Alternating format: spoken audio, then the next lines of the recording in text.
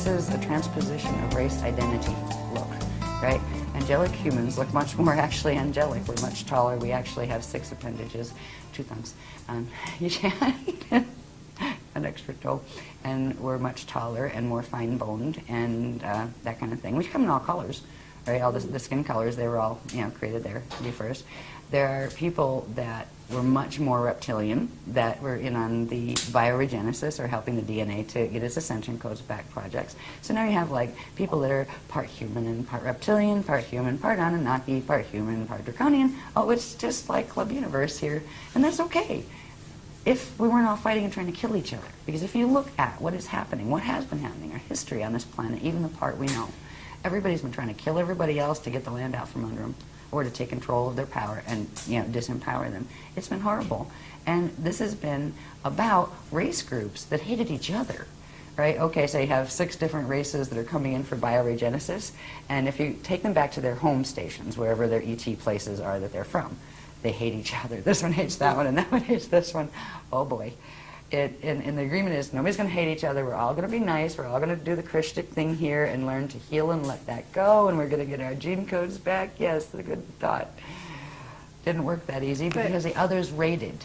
As soon as some of their own that defected and came to get the, you know, the healing of the gene codes, the parent races they came out of started coming in and messing with them and trying to get the human gene codes, because the human gene codes are priceless. They had the Diamond Sun DNA, minimum 12 strand. Some of them had up to 48 strands, but they didn't see those very often on the planet. So it has been a fiasco down here, but the Earth allowed this to happen. The Earth, as a being, allowed as long as time as possible. It allowed itself to be pulled into fall, but it will take the path of Kali Rama step back. It will not let itself be used and taken into as food into the black hole system. So Earth is cooperating with us. So we're at an amazing point, is what all this is about, an amazing point in human history, but also in galactic history. And the decisions we make now, still, even though there's these huge influences that do interrupt our free use of all of our abilities to do whatever the heck we want and manifest anything we want. Yeah, we're dealing with a planetary field here that's a lot stronger than our individual fields are. So we have free will within the parameters of the framework we're in. But there are still choices we can make. We can still choose which path we want to be on and take the steps that are a part of that path.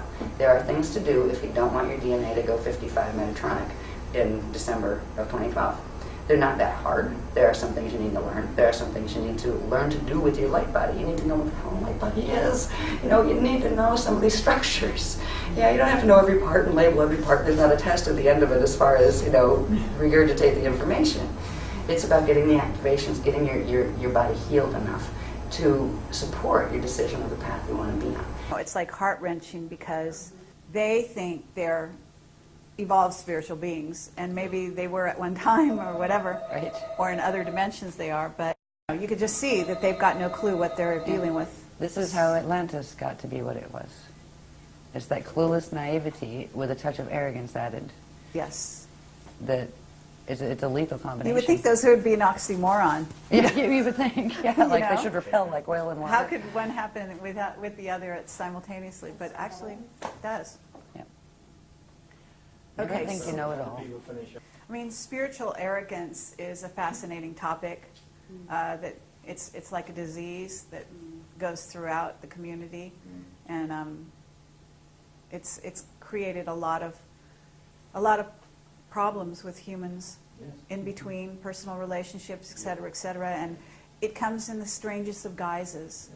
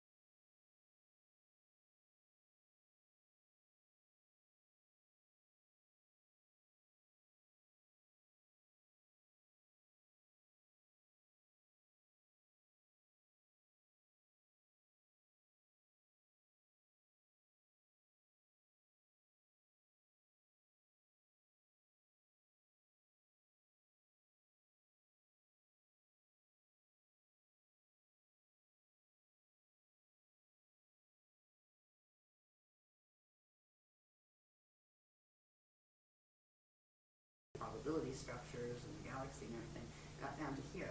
The next thing we're going to look at that's key to where, not only where we are, but where we're going, is part of the structures that have to do with the Earth planes themselves. If you take one stellar body, be it the sun or a star or the Earth, there's a set of organic planes that are created, and they're based on, next one, they're based on a template that looks like this. Now again, we're talking spheres within spheres as opposed to just flat, flat things right on two-dimensional paper. This is called a Pratyeki body template, a Pratyeki body. It is the dark matter body. This is the part that science plays with the idea of dark matter because they can see something creating an effect, but there's nothing that's here in matter that is creating that effect, so they call it matter. You can't see what's obviously affecting that, the dark matter. There is actually a substance that is called dark matter. It differs in certain qualities from the matter that you can see. And there are templates built on it. They occur in a certain stage of the creation process, and they're all interconnected with the other structures we've seen. The dark matter template is actually the elemental command template. It is where things like atoms actually first start and where they're actually manufactured before they come into materialized form. And there is in the natural organic structures, the dark matter template has what are called 15 gelesic rings. They're called hydrogelesic rings. So you've got the rings are the spaces between the lines, and the bands in between the gelesic rings are called crystal spans.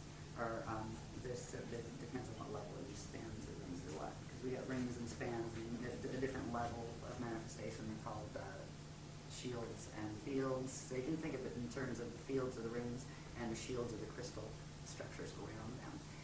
This template becomes important in understanding when a materialized body such as the planet, because this would be the point that would correspond to the planet's core, and there would be certain dynamics in that core of the template that would materialize in atoms and in atomic structure as the core of the physical planet.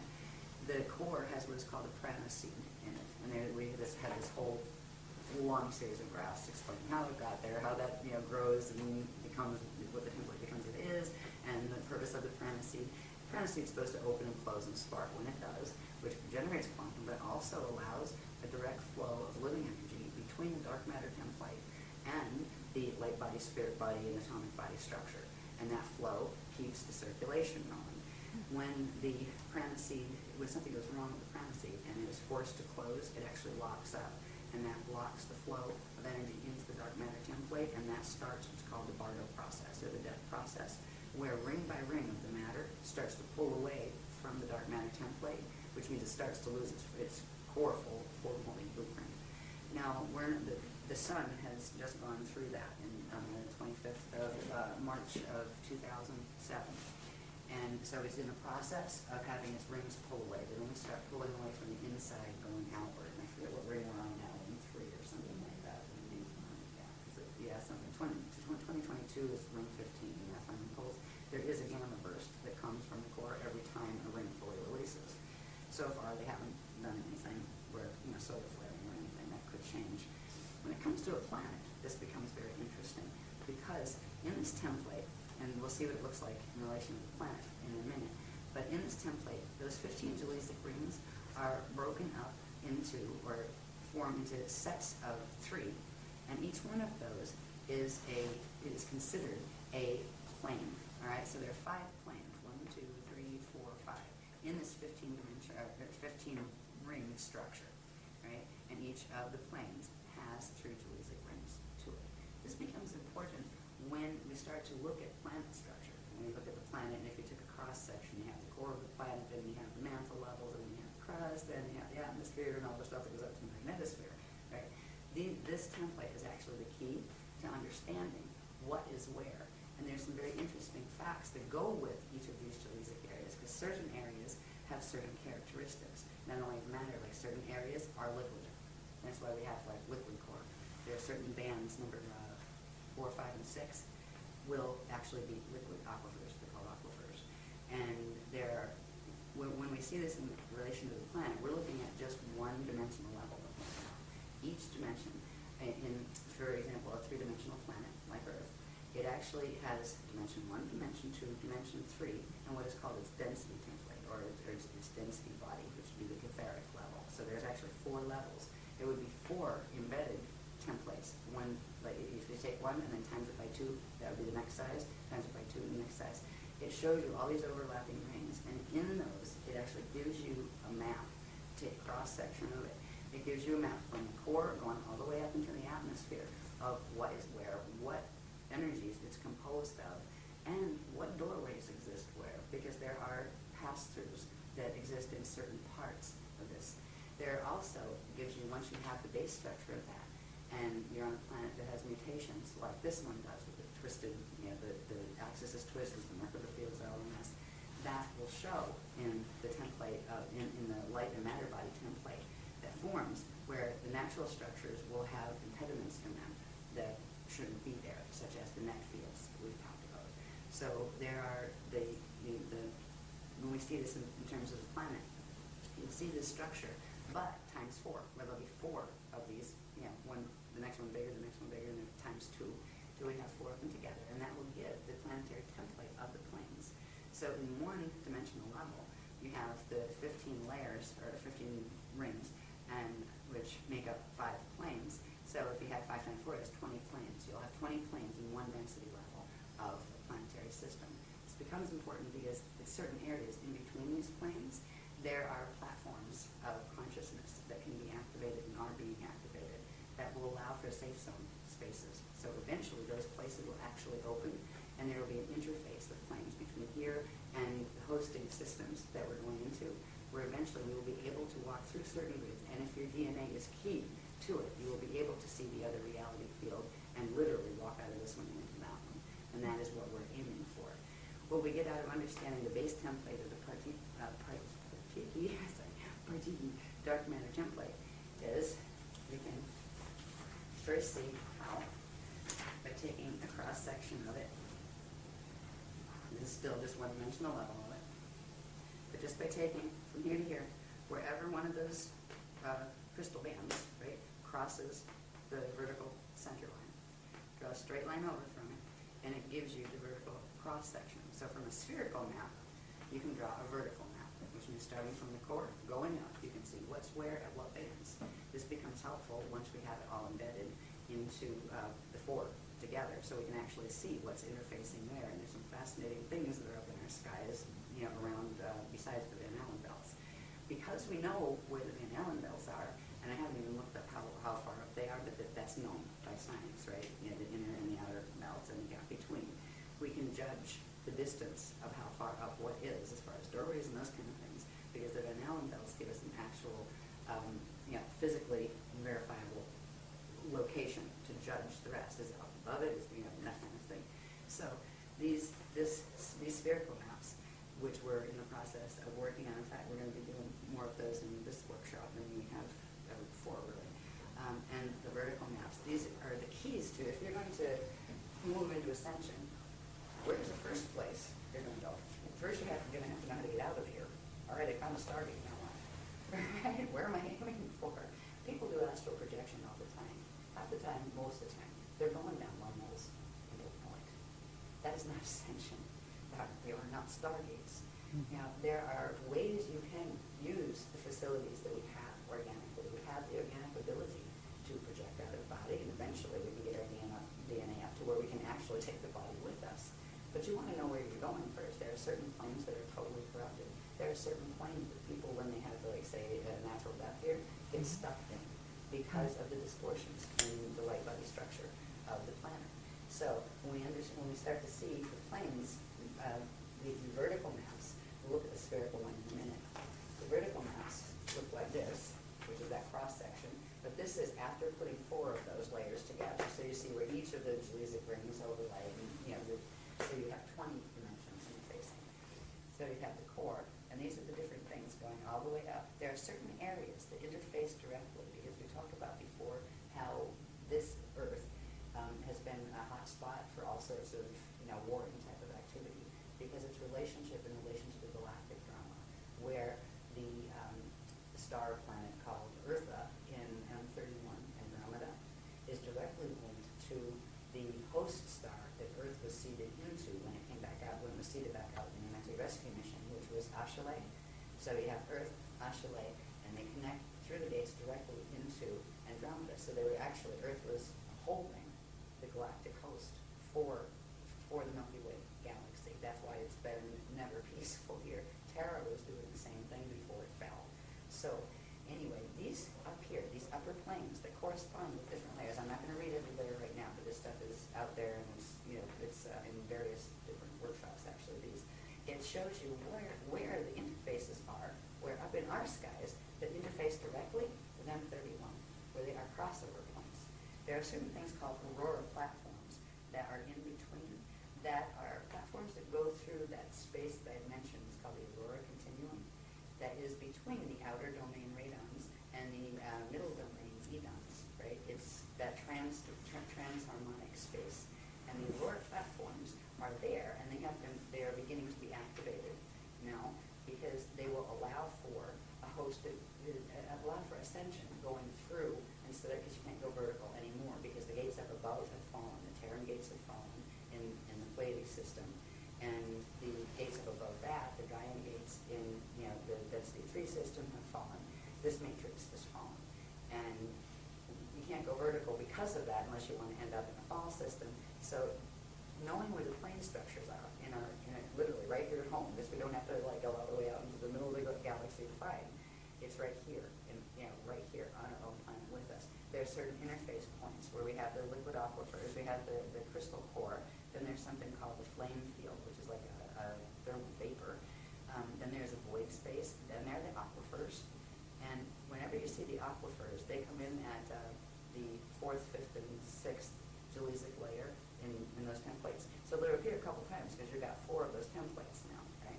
So these are the deepest aquifers here. All of the aquifers will have these passageways, these natural passageways that are partially in the aquifer and partially in the lower mantle level above it. Mm-hmm. So there are doorways deep down there that you can learn to actually project through and eventually actually take your physical body through. There are what they call biomes in the middle mantle layer, and they are the crystal temples, and there are people who live there at certain angular rotation particle spin. So we're not as alone on this planet as we think. There are negative aspects to some of these as well. They're not all positive, but fortunately there's a lot of positive ones. So up here, when we get up into the atmospheric ones, there are levels of the atmosphere, and again, we have where the Van Allen belts are, so you can tell which planes are in relation to where the Van Allens are, that kind of thing. So these are the projection maps. If we're going to learn how to first bilocate and then learn how to actually translocate and take our body somewhere, it's helpful to know where the heck we're putting it. Because when we get to the point where we can do those things, it isn't going to be like, hop in a taxi and say, hey, take me to plane 4 over there, right? It's going to be literally a visualization process, and at the speed of thought, your fields activate, and bang, zoom, you're there. That's how fast you would actually go through the gate systems. You wouldn't go, okay, now I'm going to step in the elevator, and I'm going in the gate. It doesn't work that way. It's instantaneous and moving at the speed of thought.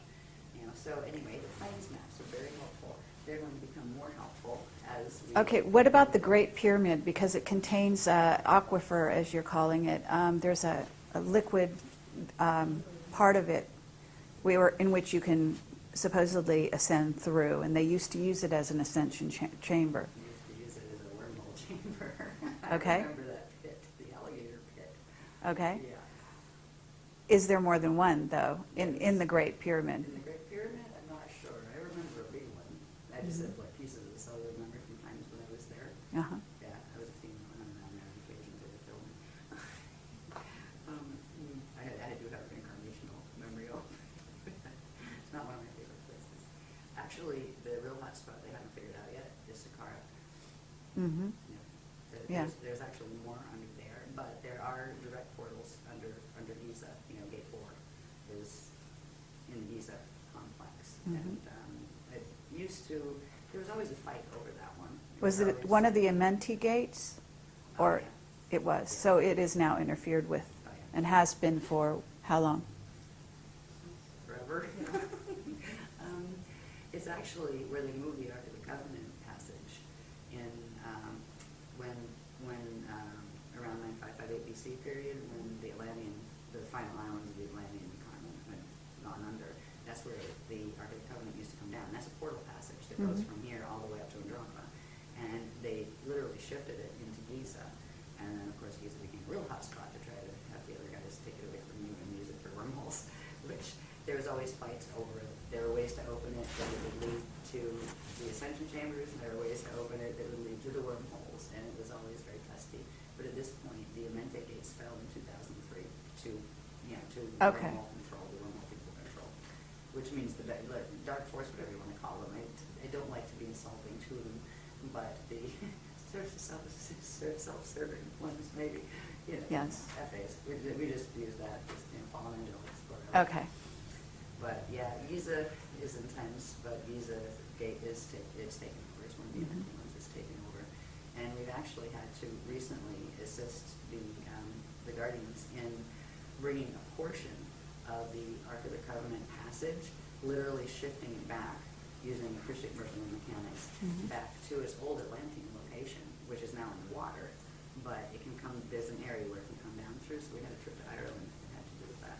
Oh, wonderful. Yeah, so there is a portion of the Ark of the Covenant passage that is still secured, and that means there's a part of the race morphogenic field that is still secured. It is not completely under control. If you read in the Voyages books, it explains the things that are supposed to happen with the Ark of the Covenant and all of that stuff. Mhm. Well, the blue flame that was coming down from Terra is now reversed, which means it's carrying the opposite, the reversed coding, which goes with the wormholes, Oh. because of what happened up in density 2 and density 3 in the last several years. So right now we are doing silver flame activations where the Guardians have pulled a portion of the race morphogenic field, angled it, because it's still in the core, but they've angled it.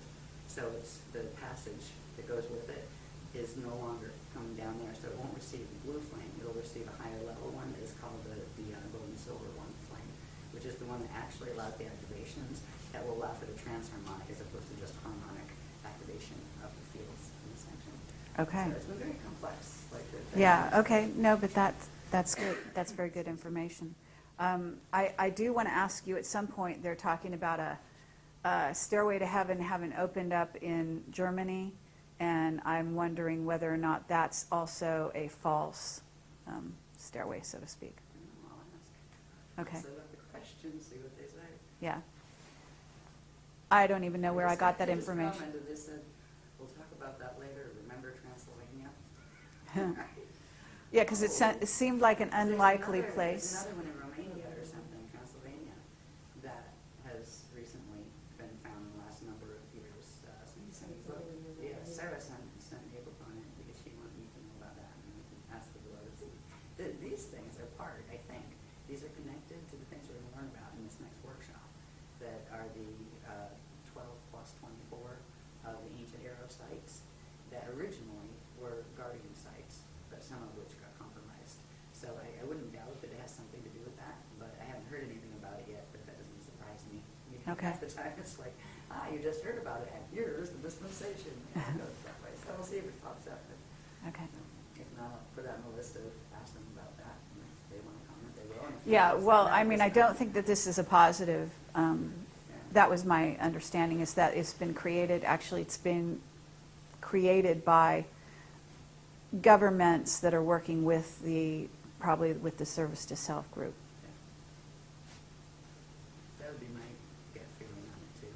Yeah. But I kind of put that, I call it file 13. I won't make a judgment on it until I get, Sounds good. them or something, yeah. But I wouldn't be too hopeful, Yeah. As far as all sorts of things like that at this point, you just, here's another, FA activation. Great, another wormhole's activated, great, they're doing another big meditation. Oh, wonderful. Well, they're also, supposedly like an insider, they're selling tickets to, I mean, it's a crazy, not literally selling, but, for insiders and so on and so forth. And it's just a piece of information that I got. I can't even remember where.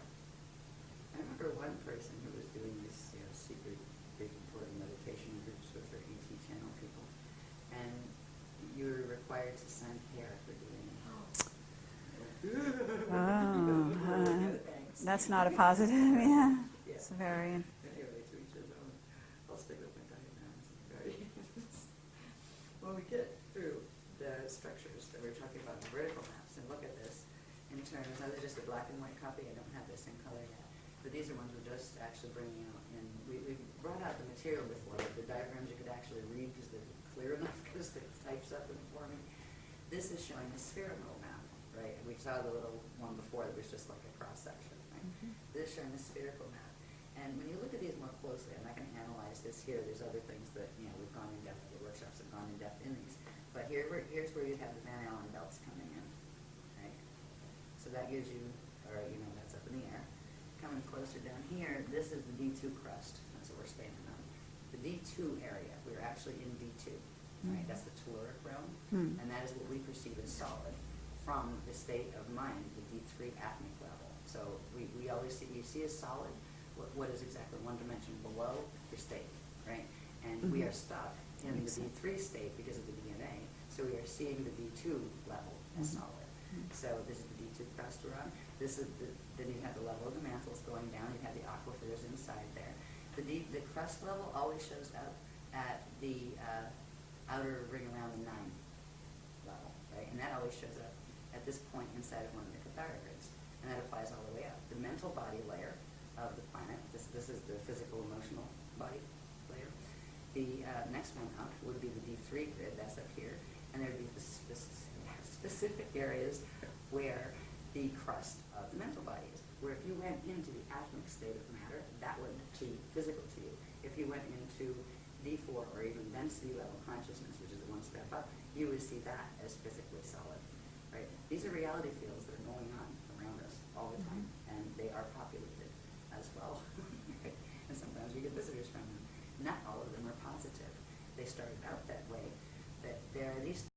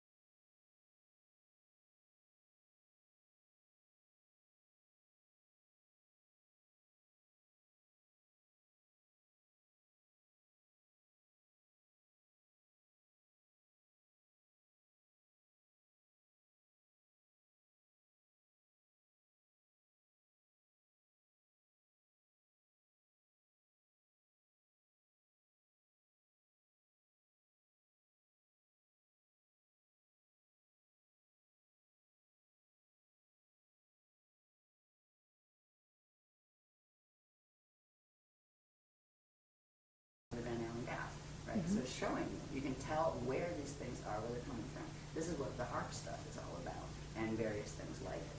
They are getting these things activated to kick them up for full throttle when they try to roll planets, and that's what they've been, all this technology has been trying to aim for, is that final extinction, which they're not going to succeed at yet anyway. Only by the time they get around to being able to activate this method by making us extinct, we'll all be gone anyway. Right. Bye. Get the spam dates out. So up here we have, this is the one that corresponds with the next level, which is called the density grid. That's the etheric level of matter in the planes. This one is called the ego net, epigenetic overlay net. That is the one that controls the chemical shield around the DNA that actually tells the DNA what to do. So these are the biocontrols that are being used. And we have psychotronic warfare and things like that, where we're getting zapped with stuff. I mean, these are the nets that are coming through. There's a whole other set of technologies on planet that go with this. It's called the Caduceus network. And it's a perversion of the natural structure of that figure 8 shape Navajo gate.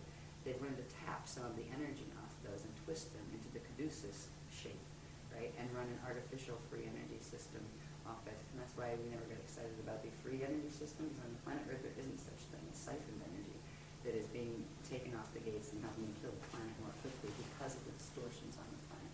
So there's a whole bunch of information that we were shown about how these systems work, what the planet should look like, what the planes should like. We end up with more planes than we should have because they're split. These nets actually split the natural planes, which means you end up with a regular one and a reversed one.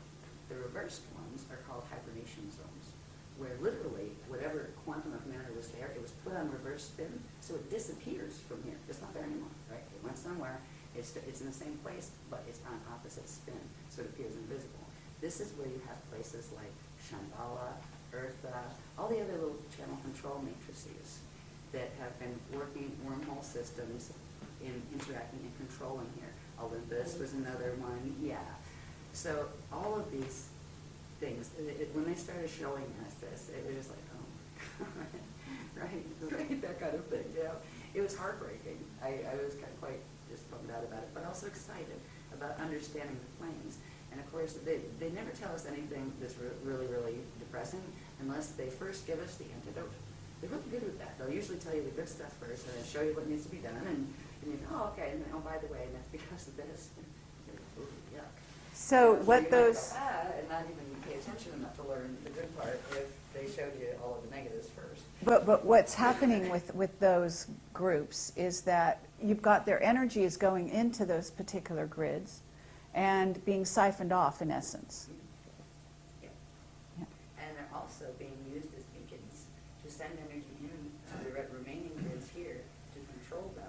The people don't know they're being used that way. They're being Sure. used as energy conduits to help literally pull the planet into a black hole.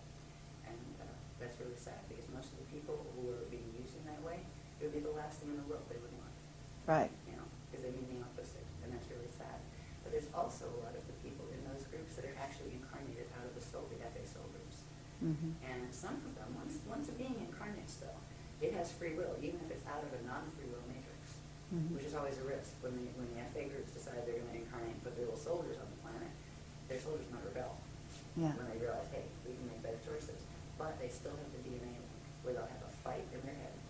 You know, one part of them pulling this way, the other part that way. It's really, really difficult for people who are born with greater degrees of Illuminati gene code, because the Illuminati gene code is what plugs into the FA matrices. Mm-hmm. And nobody ever comes in alone here. We all have, you know, we came from someplace and we all have family groups and that kind of thing. Mm-hmm. And if you happen to be out of an Illuminati family group that's a control matrix that doesn't give you free will and that kind of stuff, they will give you a hard time if you try to escape from them here, but that doesn't mean you can't, because you can. And there are certain things you can learn to do with your bioenergetic field that will allow you to slow down their ability to push you and to make sure they don't come in your body and just take you over, that kind of stuff, because they can do that. It's a pretty standard way of how Illuminati deal with their, you know, renegades. They don't give them a chance to be renegades. So anyway, there are these things out here, but they're the negative ones. The positive ones are here. There are these aurora platforms that connect into the aurora continuum, and we've been progressively giving technologies and techniques to work with our biofields and our bodies and our various levels of our bodies to bring in the currents that will allow us to begin to be able to go into these spaces, or actually more so open up these spaces where they're in the same place as the other spaces, but you could have two people standing next to each other, one activated to this time wave and one to that, and they'll see completely two different things. Mm-hmm. Right now, we're all seeing the same thing because we're all stuck in the time wave that's being run by the Megatron clock down here. Mm-hmm. As soon as this other time wave starts coming in, there will be another option. And if we work with technologies that bring that other time wave into our bodies, that's why they give us techniques. I mean, every workshop, there's tons of techniques. We must have thousands of techniques by now, I think.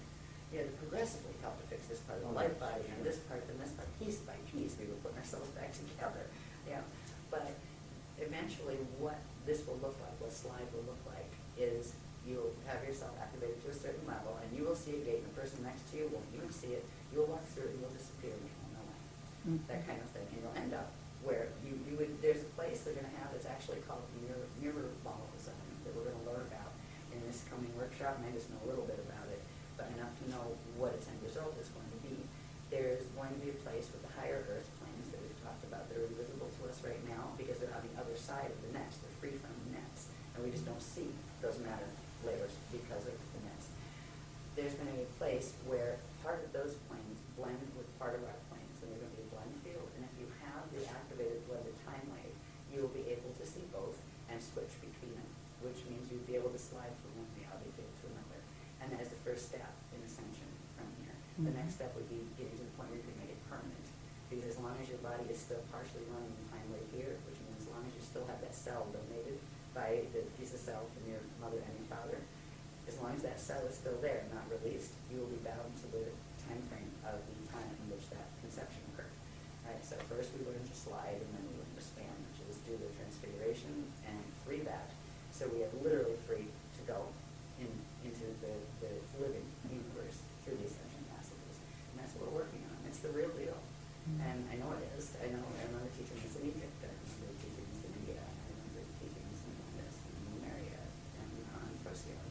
And it's the same thing we've been teaching over and over and over. It's the same thing that Joshua tried to teach back then in the Jesus period. That was fortunately how Jesus in these days. It was the same thing before him. There were people in India who were trying to teach. These are the teachings. They belong to everyone. There's not one religion that they're a part of. The original legions of the Christ, which were the original, not just the CBD plates. The CBD plates themselves were just one part of the translation of the universal knowledge. There's a higher level of those plates that are called some other Alhambra plates. They're from M31, the Alhambra plates. And they're crystal discs, actually. They're just starting to release information from those. When the solar crisis happened, went into evac, they started bringing in the higher level information that had to do with the spanners, gates, and all of that stuff, because you weren't going to get out on the regular level of vertical ascension. You have to do the going between Okay, well, actually, I do have a question about the CDT plates, as you call them. My understanding is that these are actually physical, or at least they're in the 3D world here on the planet, and that originally those plates were in Hawaii. They're hidden in Hawaii. Is that correct? Not all of them. They're hidden in different places, but they would often take me to the Hawaii center they have. Well, through the Hawaii portal. It's actually the place they took me to is in the year 6,529 or something of Earth, but higher Earth. It's in the higher Earth planes. And before, when they were talking about it in the books, they hadn't made the distinction between the lower Earth planes and the higher yet. That came much later after we had things like this to show, what switched in what direction. But that's where they were taking me, and it was in those experiences that they allowed me to hold them.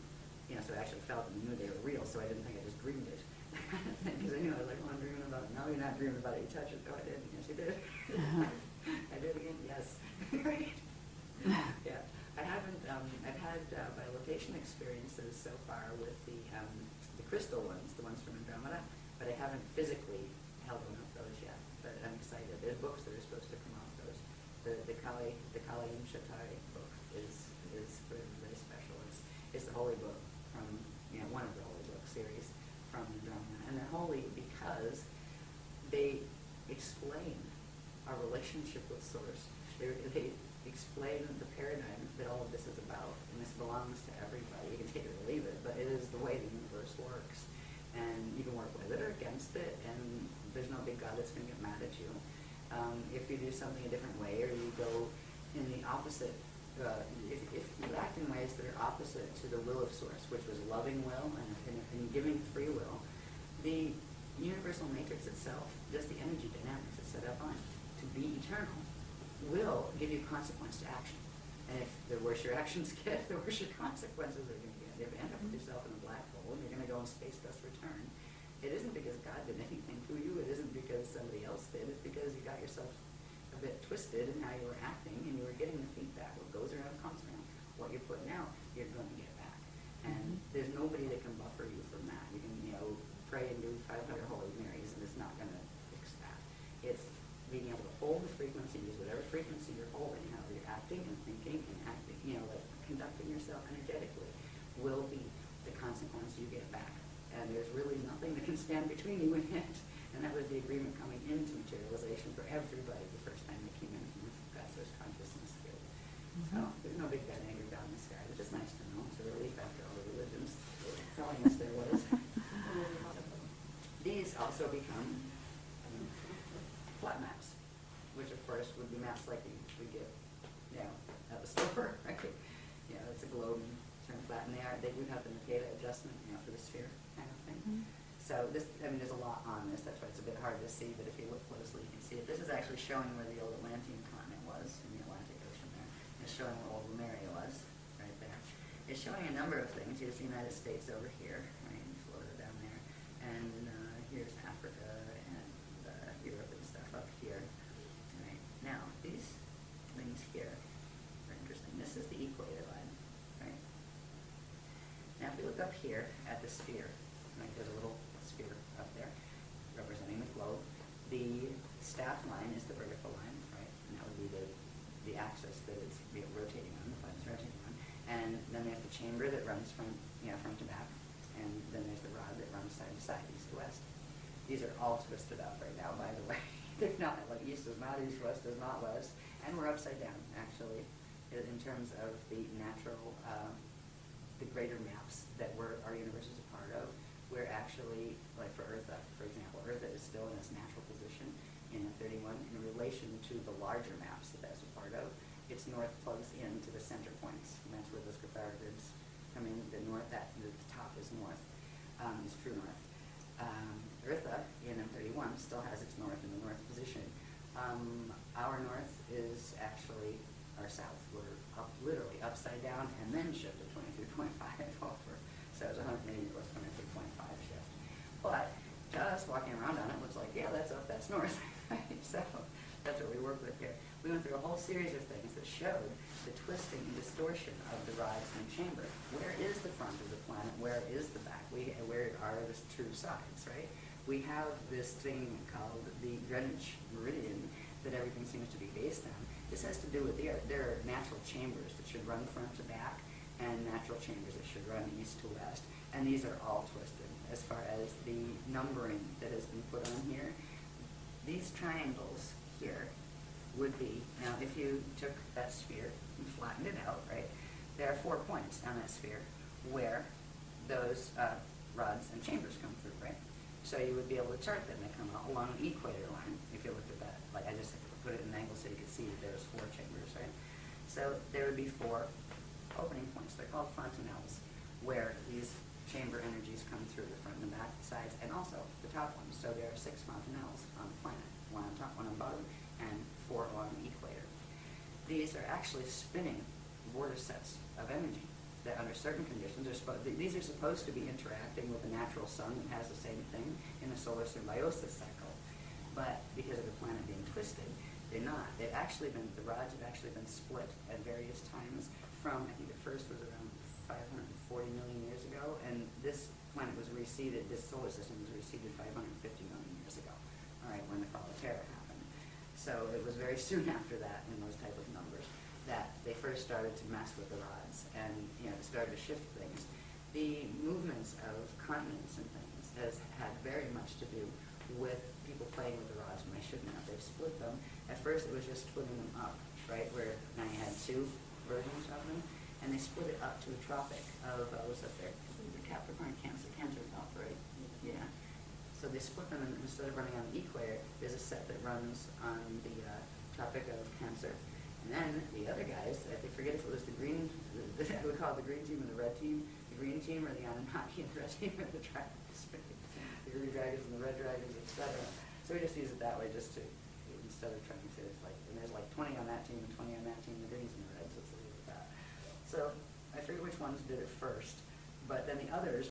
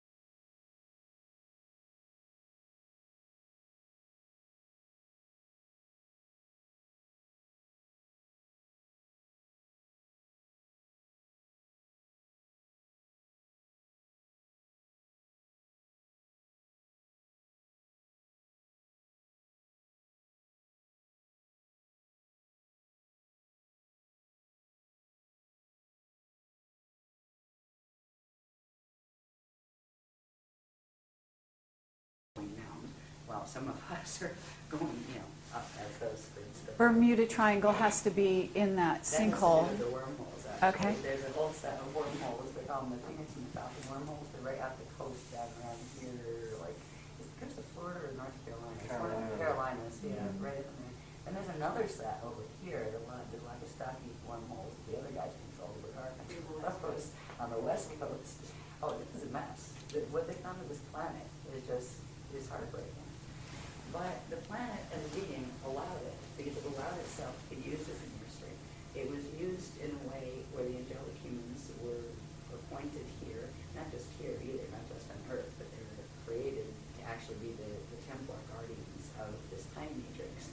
And the ones that were seated here were allowed to interbreed with certain races who entered the Emerald Covenant for bioregenesis, which means if they were losing their ascension codes to the point where they were going to go into full fall and they were going to end up not being able to even incarnate back into a body that had ascension codes, the races that went into that type of trouble because of the choices they made in their existence and their race existence, if they entered Emerald Covenant, we would literally help them get their gene codes back. And so we got trouble down here where there would be, would be allowed to intermarry and those kind of things, and children would be born and their gene code would be brought back in the next generation, where it would lift their gene code.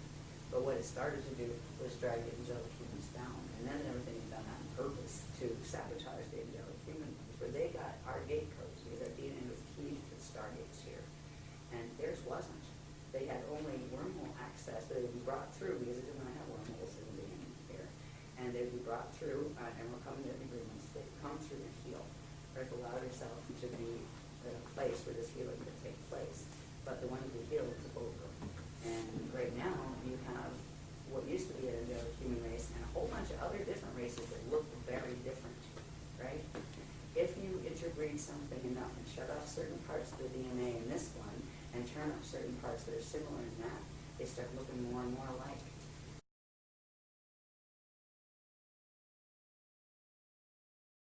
This is a transposition of race identity look, right? Angelic humans look much more actually angelic. We're much taller. We actually have 6 appendages, 2 points. An extra goal. And we're much taller and more fine boned and that kind of thing. We come in all colors, right? All the skin colors, they were all created there first. There are people that were much more reptilian, that were in on the bioregenesis or helping the DNA to get its ascension codes back progress. So now you have like people that are part human, part reptilian, part human, part Anunnaki, part human, and like draconians. Oh, it's just like what universe here, and that's okay. If we weren't all fighting trying to kill each other, because if you look at what has happened, what happened in history on this planet, even the part we know, everybody's been trying to kill everybody else to get the land out from under them, or to take control of their power and disempower them. It's been horrible. And this has been about race groups that hated each other, right? Okay, so you have 6 different races that are coming in for biogenesis, and if you take them back to their home stations, wherever their ET places are that they're from, they hate each other. This one hates that one, and that one hates this one. Oh boy. And the agreement is nobody's going to hate each other. We're all going to be nice. We're all going to do the Christian thing here and learn to heal and let that go, and we're going to get our gene codes back. Yes, the good God. Didn't work that easy because the others raided. As soon as some of their own that defected and came to get the healing of the gene codes, the parent races they came out of started coming in and messing with them and trying to get the human gene codes because the human gene codes are priceless. They had the diamonds on DNA, minimum 12 strand. Some of them had up to 48 strands, but they didn't see those very often on the planet. So it has been a fiasco down here, but the Earth allowed this to happen. The Earth, as a being, allowed as long as time as possible. It allowed itself to be pulled into fall, but it will take the path of Kelly Ring step back. It will not let itself be used and taken into as food into the black hole system. So Earth is cooperating with us in this whole hosting movement. Earth doesn't want to hurt any of the beings that are on it, including the ones that have hurt her. The Earth is an amazing consciousness. And I remember a couple times I was just feeling so awful about, oh my God, our poor Earth's going to do to our Earth. I could feel, and I got kind of like a verbal translation. I have like this translator aspect in the consciousness that can take the direct impression. Don't cry for me. And I'm choosing this path. I'm okay. But you need to be okay. And you need to help them be okay. Okay. It helped. And I knew it was coming from the earth consciousness. And asking me to raise my consciousness up a little bit more. And even though it looks like a horrible thing, and it's not a pretty thing, it's not pleasant. It would have been nice if Earth could have done a whole ascension thing. But Earth feels that this was the best she could do for the races she agreed to host, that she looks at all as her children. And but it's like if you were a being, I call it she, she's really a he, she, it. It's a consciousness field. It doesn't have gender really. But the Earth loves its children. And if this is the best it can do, it doesn't want to abandon the children. They're going to fall. It could have shaken them off like fleas a long time ago, but it didn't. Right. Because it loves them. So this is an agreement of a very, very high order with a being that calls itself a planet and a bunch of races that are trying to heal. It's just when you're stuck in one of the little bodies as one of the beings in one of the races watching it, it can look very scary or harmful or, gosh, it's Yeah, very diabolical. Well, but this is an interesting dynamic to think about, which is that the Earth has chosen this path, the one we're talking about here, and allowing this, what you're calling an evac for the next 200 years, to allow the beings that want to get out of here and go other places to do so with their bodies or with just their light body. I think that is also a choice that we haven't talked about. Well, right now, we still have the potential to heal the gene code enough where we can actually do physical ascension. I understand. That will change very abruptly on December 21st, 2012, unless we do stuff before the fact to stop what's going to happen in the planetary grids then. Because right now, human DNA is keyed to the planetary grids, and the majority of those grids are going into the 55 Death Star activation. It won't complete, but it will be enough to shut down the ascension codes in the biological bodies permanently. But I do know that somebody, it might not be our group, we might be too old and tired, honestly, I don't know, because you use up enough of your quantum, and even if you can get your, put your DNA back together, you're just too bloody tired, right? So it's easier to barter out and just get your spirit out and figure something out. So we're not sure it's going to be our group, it might be the next generation. Sure. But there needs to be a group that does this, because if not, the human race will become extinct. If there is not at least a breeding set brought off planet physically with the ascension codes restored, what the human race was will no longer be, because it will have been mutated into something completely different, and those potentials will be lost. It will become extinct. Now the consciousness will go in various places, but the race as a line in and of itself will become extinct. And that is not desirable, because there are still a lot of beings in the cosmos that think the angelic human race was a pretty darn good race. The Anunnaki get thrilled with us, but there's a lot of beings that think it's a prototype gene code worthwhile having. And so somehow there's going to be at least a small group of people who do get off into full ascension, get off this planet into full ascension. The rest will stay here. Some of them, after the host, after the gates close, the planet's still going to be here. There's still going to be people on it. But it's going to become more and more obvious, if it hadn't already, that being here very long isn't going to be an option. So there's going to be a huge rush for who can get in the air the fastest and out of the solar system, because they're going to realize what is occurring with the sun. So, but you're talking about, in that case, they actually, their choice is only to go by a vehicle, physical vehicle. That's what they will try to do. The ones that will be left. Staying here, yeah, and there'll be grid wars. But For who won't, has the resources but to will get there the be money any to- positive groups, any groups taken off by positive beings at that time Right in again, vehicles?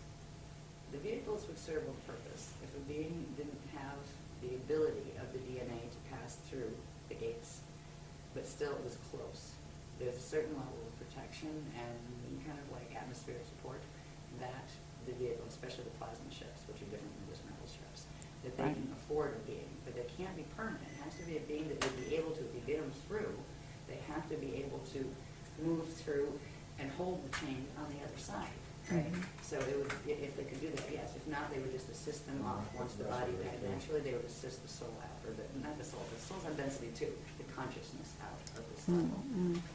So, but that's 200 years from now, as long as it holds. Okay.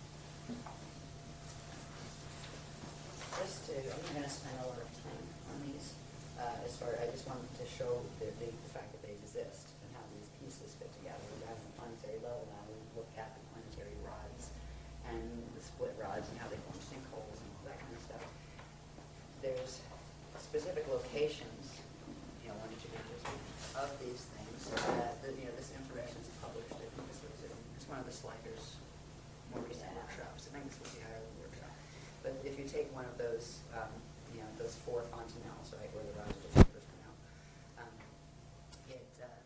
each one of those points is a very specific point on the planetary grids, and longitude, latitude can be found. So we do have the longitude and latitude of those vortices. What they do is through the planet, they actually come together, right? So you have this vortice on this side, and the other one on this side, and when they make them spin, they're supposed to be a natural spin to them. But when they make them spin, and they send them in the same spin set, and then send the other set of them into the opposite spin, they can actually crack the place at the equator and shift wherever they want. They can turn one up this way and the other that way, and they could literally rearrange the plate structure. And they've done that before in small ways. What they were planning to do in 2012 was the final one, and would have ended up in the one extinction that did take out the humans this time. They took us out twice before. This is the 3rd seeding and the last one here. But there were 2 other seedings of the angelic humans here that there were remnant taken off, and frequently ships. They got some of us out through gates, but there was also some ship pickups because it was fast, and you had to get them out fast before they weren't going to get out. So it's another one of those dramas. They didn't use the rods in either of those extinctions. A little bit in the first one, 5.5 million years ago, without the lull in time. They used them, but they had tried to decimate the humans first, and whatever was left was taken off the planet before they moved the rods at that period. So what we're dealing with is this amazingly huge set of mechanics that is so far beyond what our science can even fathom right now. They don't know what a fontanelle on a planet is. They don't know what a rod is. They're just saying, boy, there's something called torsion fields. Yeah, 2 torus fields. Right. Yeah, we'll talk about torsion fields in a minute because it's the torsion fields that aren't natural. Merkaba fields are natural. But unnatural Merkaba fields can be generated to create torsion fields, which are external vortex sets that can harness things and move things, and that is what is part of the Atlantean Dead Star Merkaba structure. So we talk about the rods and how they work as vortex sets. We also talked about briefly that this one, the one that goes east-west or left-right through the planetary body, is the rod. The other one is called the chamber. It's the front, and it goes front to back. And that also comes out. This opens, this natural chamber at certain points, opens. The rear part of it is referred to as the bardo chamber. And at certain points in ascension, a natural process occurs where that bardo chamber would open that allows for the different things that take place in a being's or a planet's body, that allows it to go into light structure so it can go through gates and go to another space. The chambers are opening on this planet. They have specific locations as well. And again, if you turn this around, if you took this paper and bent it, where you at least have the circular part, you would see that this point and that point are directly, far back from each other.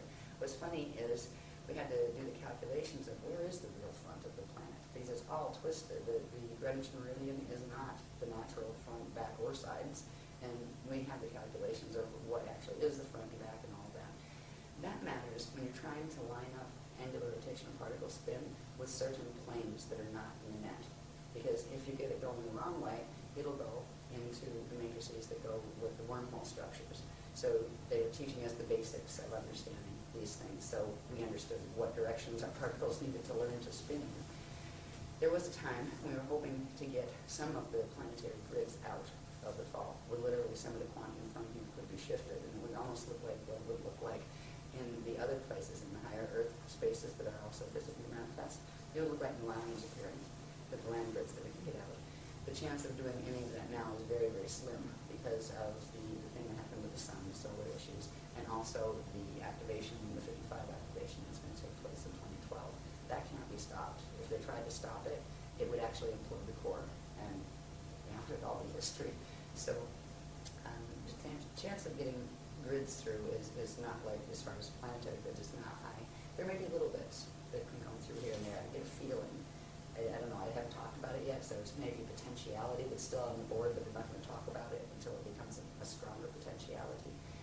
But as far as the planet will go its course, it's chosen its path of Cali-Raymond step back, and that's good. That's better than the Cali-Raymond fall, because it's like, okay, I'll work with you, the consciousness on the planet to a degree. I'll take this much, but I'm not going there.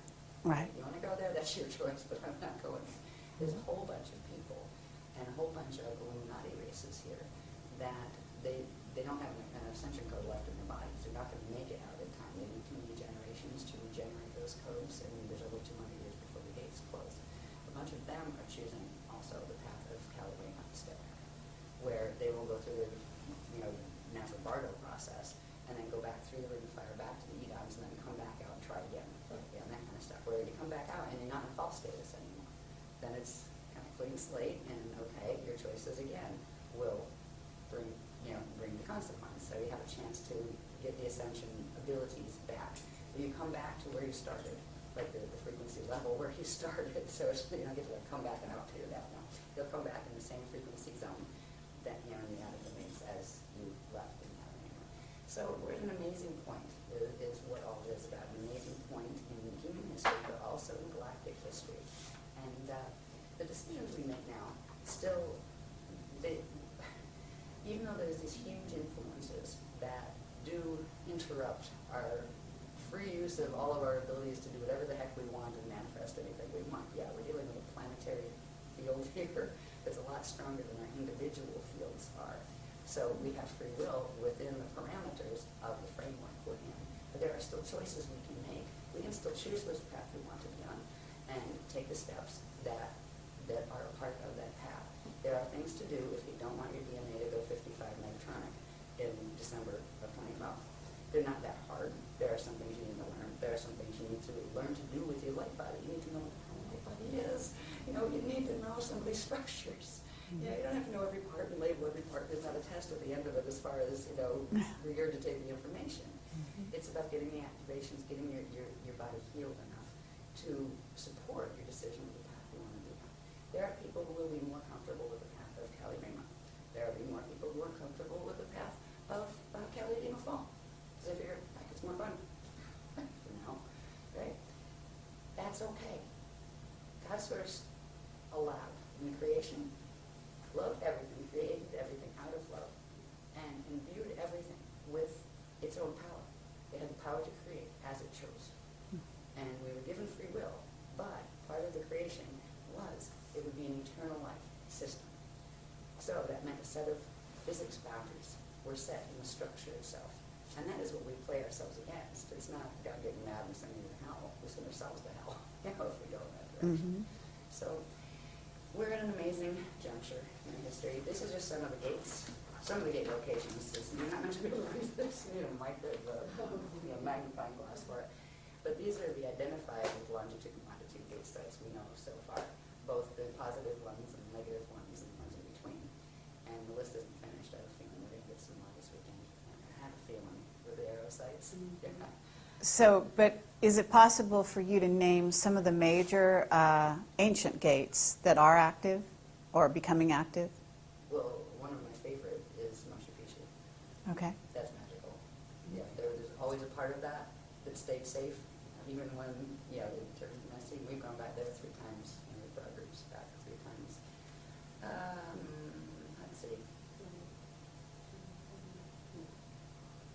Yeah, it's the only spanner that's been done, I think. Any other spanners than that? No. Yeah, the spanners are those core gates. Yes.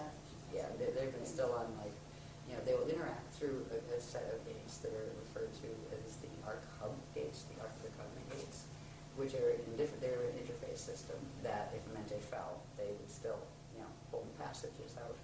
They haven't given the specific locations of the core gates yet, except for one that's referred to as Shalon 7, or Spanner 7, and that is the one that's, it's actually Mesa, Arizona, but it connects into Scottsdale and Phoenix. And we used to live out there. They secure spot out here. You know, so Okay. Yeah, so that's one. I mean, they're all over the place. I'll just read a couple here.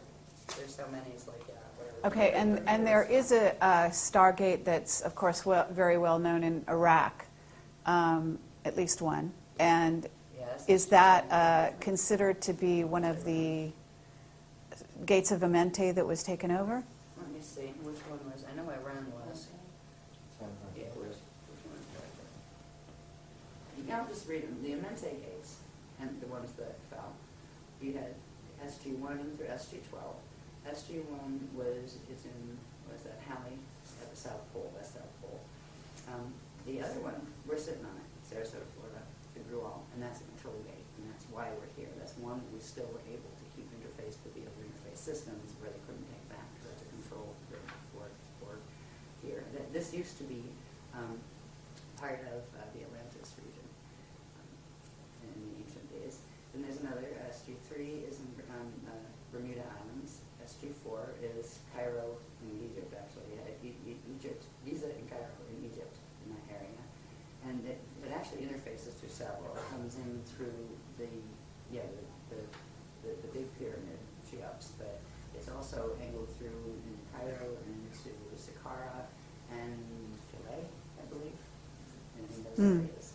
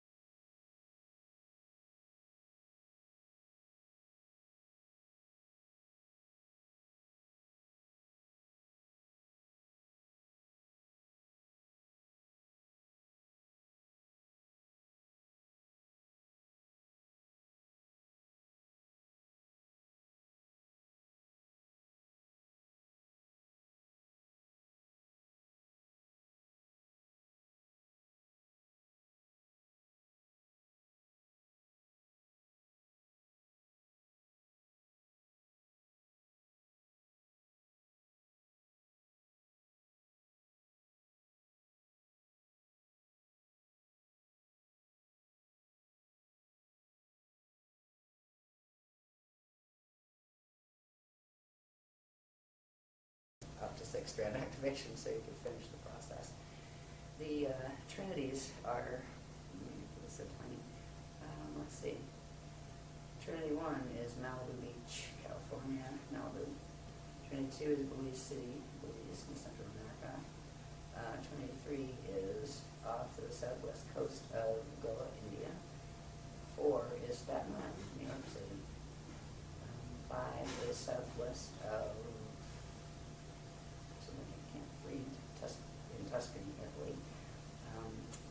6 is in the Andaman Sea off the coast of Burma. And that has something to do with a number of years ago there was a tsunami or earthquake or something out there because they did something to that gate. The other side did. Okay, but these are the Trinity gates, and you're saying they only requires 3-strand Yeah, DNA. but they also require to be plugged into the other ones, the larger gates, the arc hub gates. But the Trinities are like a step down for beings that won't, if you have to use the gates and you only have 3-strand activation, you'd spontaneously combust your body. If you went through, a gate that your DNA is not activated enough to hold the frequency of. Okay. And let's see. So, and I don't know if the hub gates are on this one. I think they put this together before. Yeah, the hub gates. We have a whole book on the hub gates, actually, a whole, okay, and the nature of the hub gates is what?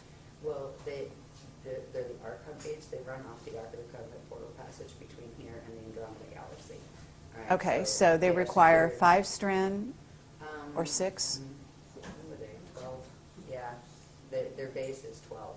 Mm-hmm. And for anybody to get 12-strand activation here, yeah, 200 years, not highly likely. That's why the hub gates, certain beings that come in with certain contracts would be able to use them if they were fully activated. Mm-hmm. But what they're doing with those, if we get those activated on the planet, which they have done, then they can plug them into the spanner gates, which you need 24 strands to be able to pass through alone. But then they're plugging them into the Trinity gates, which steps it all down.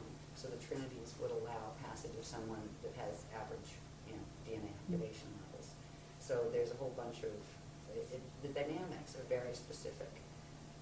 A lot of when the Zetas were doing abductions, earlier, a couple of years, 20 years ago, they were like trying to figure out exactly how to calibrate that beam because they were losing people in flight, right? Oh, let's grab that one. Oops. I mean, seriously, just vaporizing people because it's all about frequency. Mm-hmm. It's all about electricity and how much electricity the body can hold and handle. And what we've been doing for 10 years is progressively building our body's ability to hold higher and higher dimensional frequencies. And now we're bringing in the transharmonic frequencies that come in from the aura continuum. So it's really the courses or the techniques that the Guardians have been giving us are the fastest way to get your light body, spirit body structure healed and your DNA activated, because they are working with the highest frequencies that are available on the planet. But if you want to do a path of fall or something, it's not going to get you there.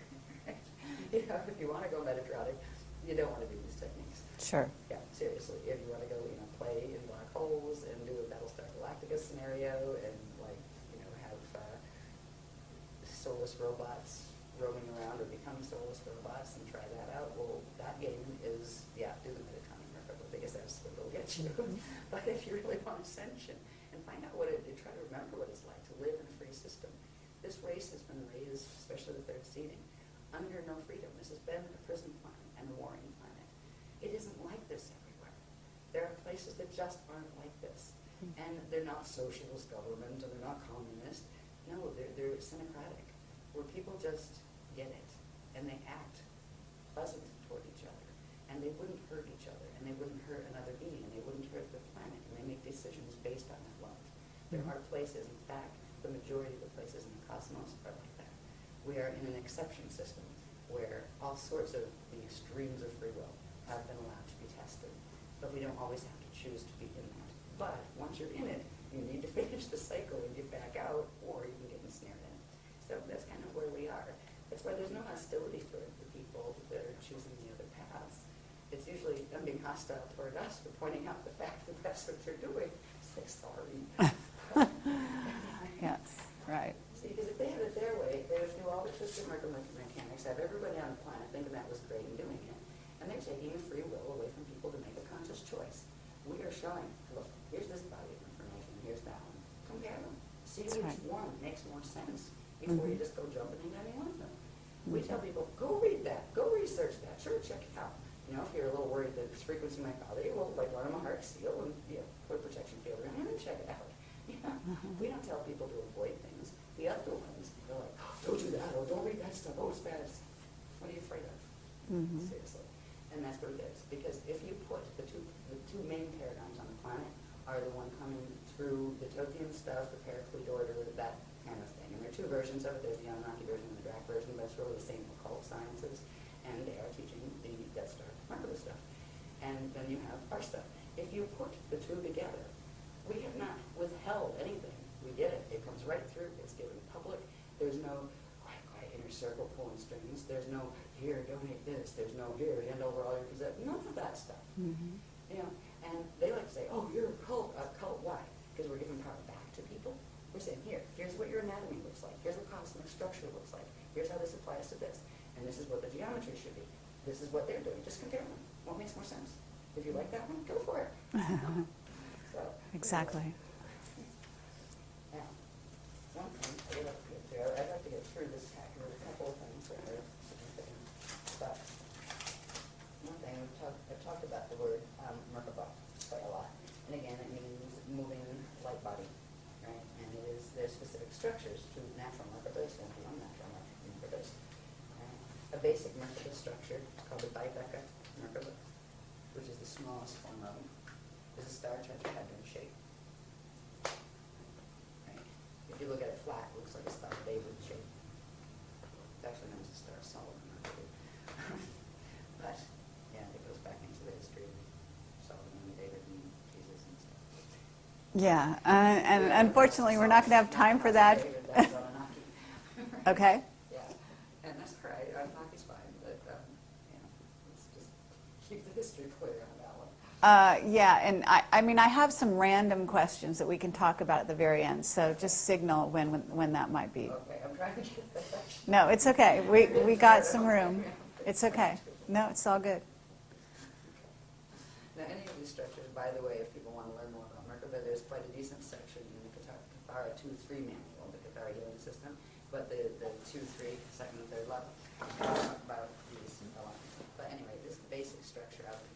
And the classic Christian Merkaba will have an electrical top spiral, or at least in this universe, has electrical top spiral. Some of them actually have a magnetic top spiral, not in this universe, but they'll have an electrical top spiral and a magnetic bottom spiral. The electrical one will spin clockwise and bring electrical energy in, and the magnetic one will spin counterclockwise and bring magnetic energy up and out, right? So, yeah, if they're, the two cones do not spin in the same direction, right? That is the big difference between a Death Star Merkaba and a natural Christic Merkaba. The natural Christic Merkaba will always have one of the spirals going in one direction and the other one going in the opposite direction.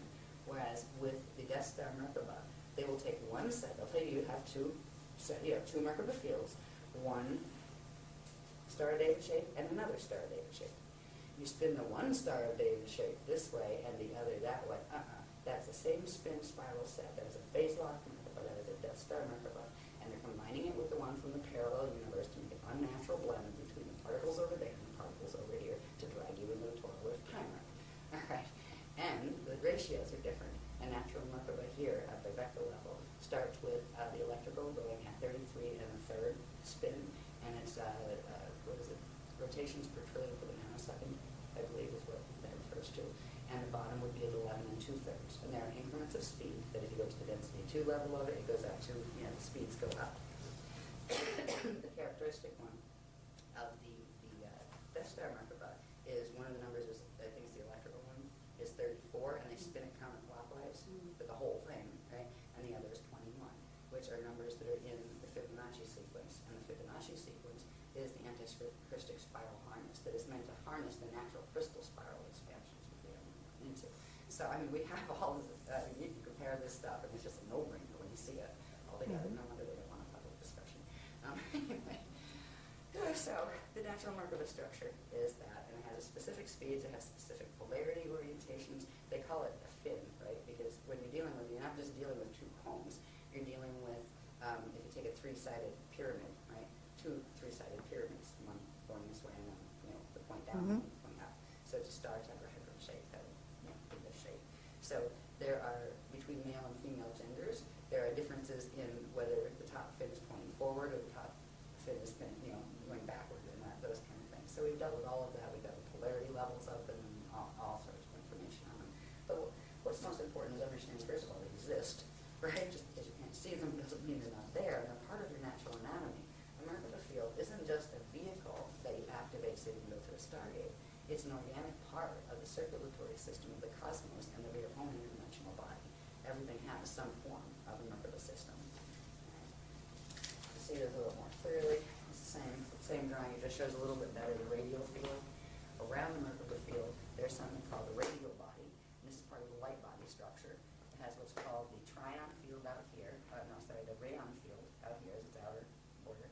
It has in here what's called the trion light field, and in here it has what's called the Miage magnetic field, and that is the natural structure of a simple Bibeca Merkaba. Merkabas also have what are called shields. That's the deflection field that spins as like a shield. It's just like if you look at the Milky Way galaxy, the pictures of it, it has that big disc, right? Well, they have a disc that's caused from their spinning. And it also has to do with the quantum of energy that's spiraling out into expansion around, and there's a whole bunch of mathematics that go with that. But this one shows the shield a bit better. So you have your radial field, your radial body, it's called the radial body, the round areas, and they're not round, they're spherical, right, as opposed to flat round. Mm-hmm. Then you have the cordyceps. The natural cordyceps fit on the catharic grid structure, right? They fit perfectly into that.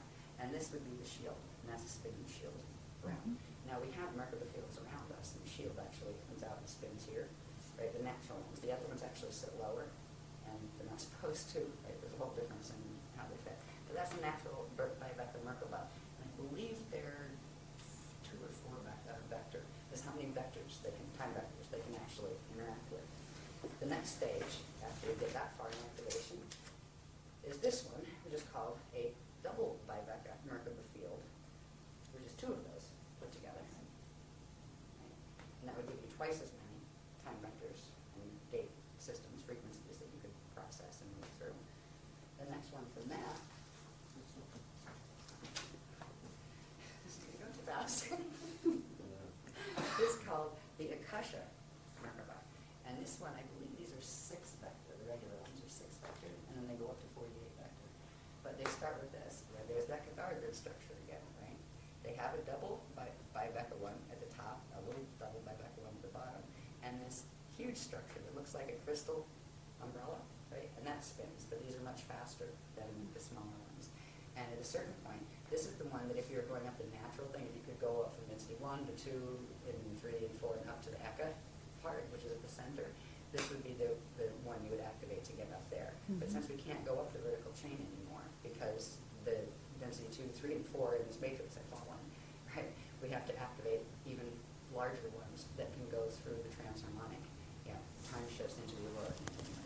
So you go for this one, and this one looks like this. This shows it a little bit better. That's more the structure of the single Akasha Merkaba. And all of these mathematics are very precise. Yeah, and the way things fit together, the alignments on some of these were brutal, especially doing them by hand. God, great. But just getting the catharic grids to fit together the right way to make those maps was brutal. And then you have all these other forms that are built on them. They have to align just right. So, they're very precise in their map. And what's interesting is the map is actually held in the picture. When you look at that picture, if you did what's called optical pineal induction, which means you look at it, and you can actually blur your vision just a little, which actually helps with the focus just a little bit, not quite crossed. Right? There's several spaces you can focus, but you focus the certain spot and this, breathe it in, it will actually begin the activation. You'll be able to feel the ripples, right, coming in. And the more you work with some of the other clearing your light body and healing your light body techniques and things, the more those things work much quicker. And you can look at a photograph once you have your vehicles operated, and every image you see has behind it an energy encryption, right? Literally a radiation signature. And that is how, once you become like, a Rishi being that can move at will, an adept, you would simply visualize a place, and that would trigger the map in the system and tell your whole body system where to go, and you'd be there at the speed of thought. So it is quite a very neat process, and it is real. That's what's amazing. Here it's almost become kind of like a sideshow act, as far as most people don't even think ascension is real. Some of the Bible people think the ascension is real, and they're expecting God to inhale them up into the sky in the rapture and stuff. And like, good luck with that. At least they still have some of the words. Right. The rapture is actually called the Rasha Pata, and it's actually what you do with yourself once you hit the transfiguration stage and you turn your standard mortal atoms into Pata, which are eternal atoms. They're composed of eternal radiation that is no longer finite. So some of the words that have come through in not just Christianity but in other places do go back to the original CDD plates and the Maharata text translations. So anyway, that's the next level. That gets bigger. And then next thing, and we've been working on this for a couple of years now, I think. You have the one we just looked at, right? The Akasha Merkaba. And then you have another one it upside down. Put them together. Forms this structure. It's called the Christ Star Crystal Capsule. Right? And there are spinning fields. And in here, I don't have it on this drawing, but there are energy systems that come out. They actually look like wings, but they're energy as opposed to not solid bird wings. Right? So this is where the concept of angels and things has come up, through our history. There were winged human type beings, though. But anyway, the next stage is the Christ Star Crystal Ascension Capsule. This one will allow you to go in certain places. You can enter certain levels of that Aurora transharmonic field with it, but you can't enter completely. Now, to completely move through and be free from it's almost like a mathematical ladder that you can go vertical, you can go horizontal, you can go diagonal, but you can't do that straight. Mm-hmm. In this one, you can do a little bit more of this, but you can go into the Aurora continuum, but you still have more angulars. You don't have quite as much mobility of vehicle. The next stage, and this is what is needed actually to ride the spanner gates. If you're going to take a body out in a spanner, you would need one of these. They go from 24 to 48 vectors.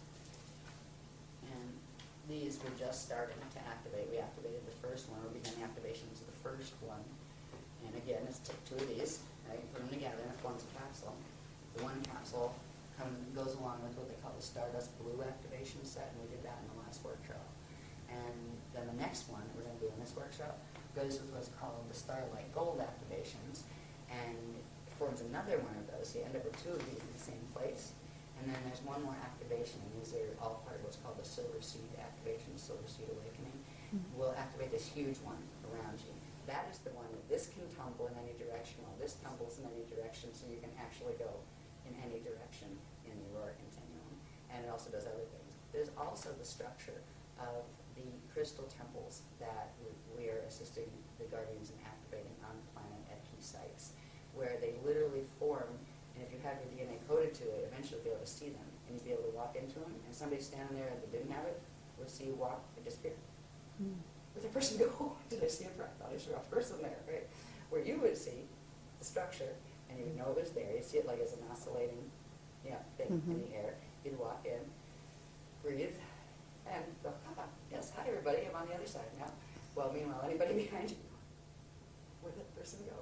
I didn't see them, I mustn't go. Right? Mm-hmm. So we are beginning to activate these, not just in our personal bodies, but the sites that were key to, the natural gate sites that are key to activating these. Like when we do the grid work here on the beach, we started activation of one of them last time. We're going to do the next one this time. So we'll have the double one here. And I think we're doing the initiation of the bigger one here. And then there are ways to spread that through the network, which we're going to work on here. We have these new activations coming through in this workshop that I didn't know about until like 2 or 3 days ago, where they gave me the itinerary. They're called mirror ball activations. They're very, very interesting. They use the Aurora continuum frequencies. And we are beginning those activations that will actually trigger these remote when you activate what are called the ancient arrow sites.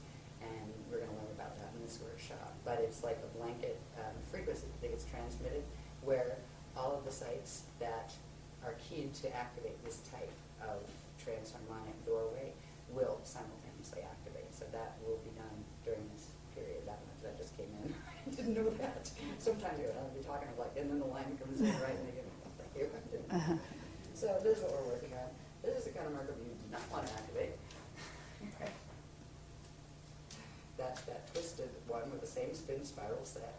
It snaps its connection off to its natural center point. It can't build into those forms at all. It is very limited frequency.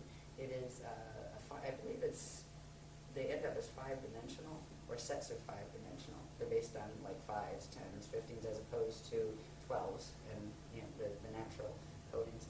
This is the Death Star Merkaba, and what is it here? It creates an inorganic torsion field, which is that tube torus net field around you, and it also creates this yin-yang flow, the yin-yang symbol. I used to like those too, but they're cute. Oh well. They are the classic sign of the tube torus. If you look at it as the constant recirculation of energy, it's a closed energy system, which is what these are. They're closed from bringing in this circulation from source. They're closed from allowing something to circulate back out. There is no inflow and there's no outflow. They've got a set quantum that's at their core, and they will burn out if that quantum isn't fed. And that's why these are used. The torsion fields that they generate are used to suck energy off living things, to draw them into their core to keep them going. They are vampire machines. And the beings that run on these are vampires. They just don't have big teeth that suck blood. They suck energy instead. So that's another difference between the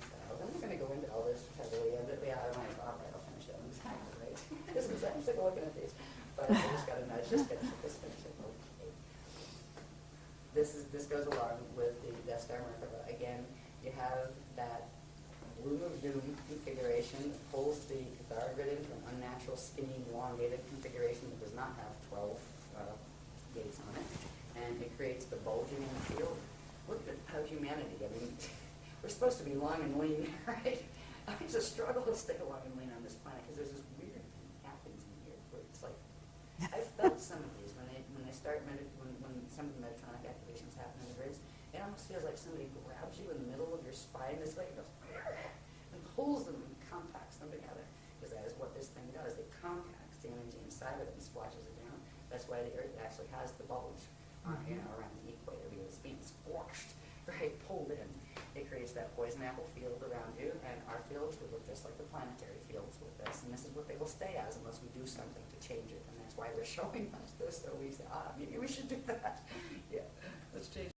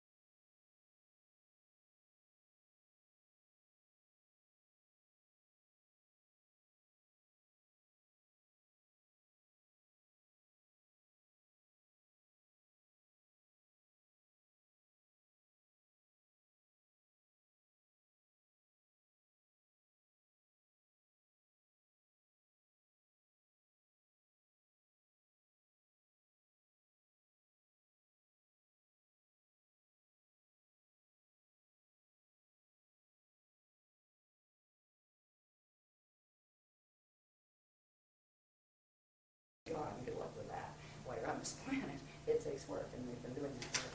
Ultimately, what that mess is made to do is, remember these are maps, just for the final and messy Death Star Merkabas, if we remember with these Cathar grids interwoven, right, this is one Vecca system, right? We have our universe here, our parallel would be here. These are meant to link the parallels unnaturally to force them together into a harness field, and that can be dragged and ripped out of its matrix and taken to wherever they're pulling it from. So this is what the whole purpose is. It's a feeding machine, and that is that's the Merkaba. And it's built. It looks like we talked about the light units that are built on the vesicle Pisces. It actually creates fields like that and then pulls those Pisces together into one harness. And it is a completely unnatural way. It just distorts and totally twist the natural laws of physics as they apply in the eternal life universe, and it creates a finite life form. And what it can do is temporarily sustain whatever is in it, as long as whatever's in it can feed off something alive, because it can't generate its own quantum. So it has to continue feeding. And there are systems that are built on that. Their bodies die, so they clone another one and try to stick their consciousness in that until that wears out, and they keep doing that. And if that were, if they get to a point with cloning where this doesn't work anymore, and they can't even sustain a biological, unit, and that's when they start going to rate other things for gene code, where they can start getting things that they have any compatibility with, that they can start building again, because they end up as consciousness that gets stuck in ghost-like form, because it doesn't have a biological form anymore, and that limits the arenas it can play in. So some of them, do those games to save their race and give them back a biological, presence. To each his own, but that is not ascension. So these are what we are teaching about to show how they're supposed to look. The other structures of those progressively building Merkaba structures, that is ascension. That is what your fields are supposed to do. That is what the living cosmos is built on. Now, this stuff, let me say, what is most important?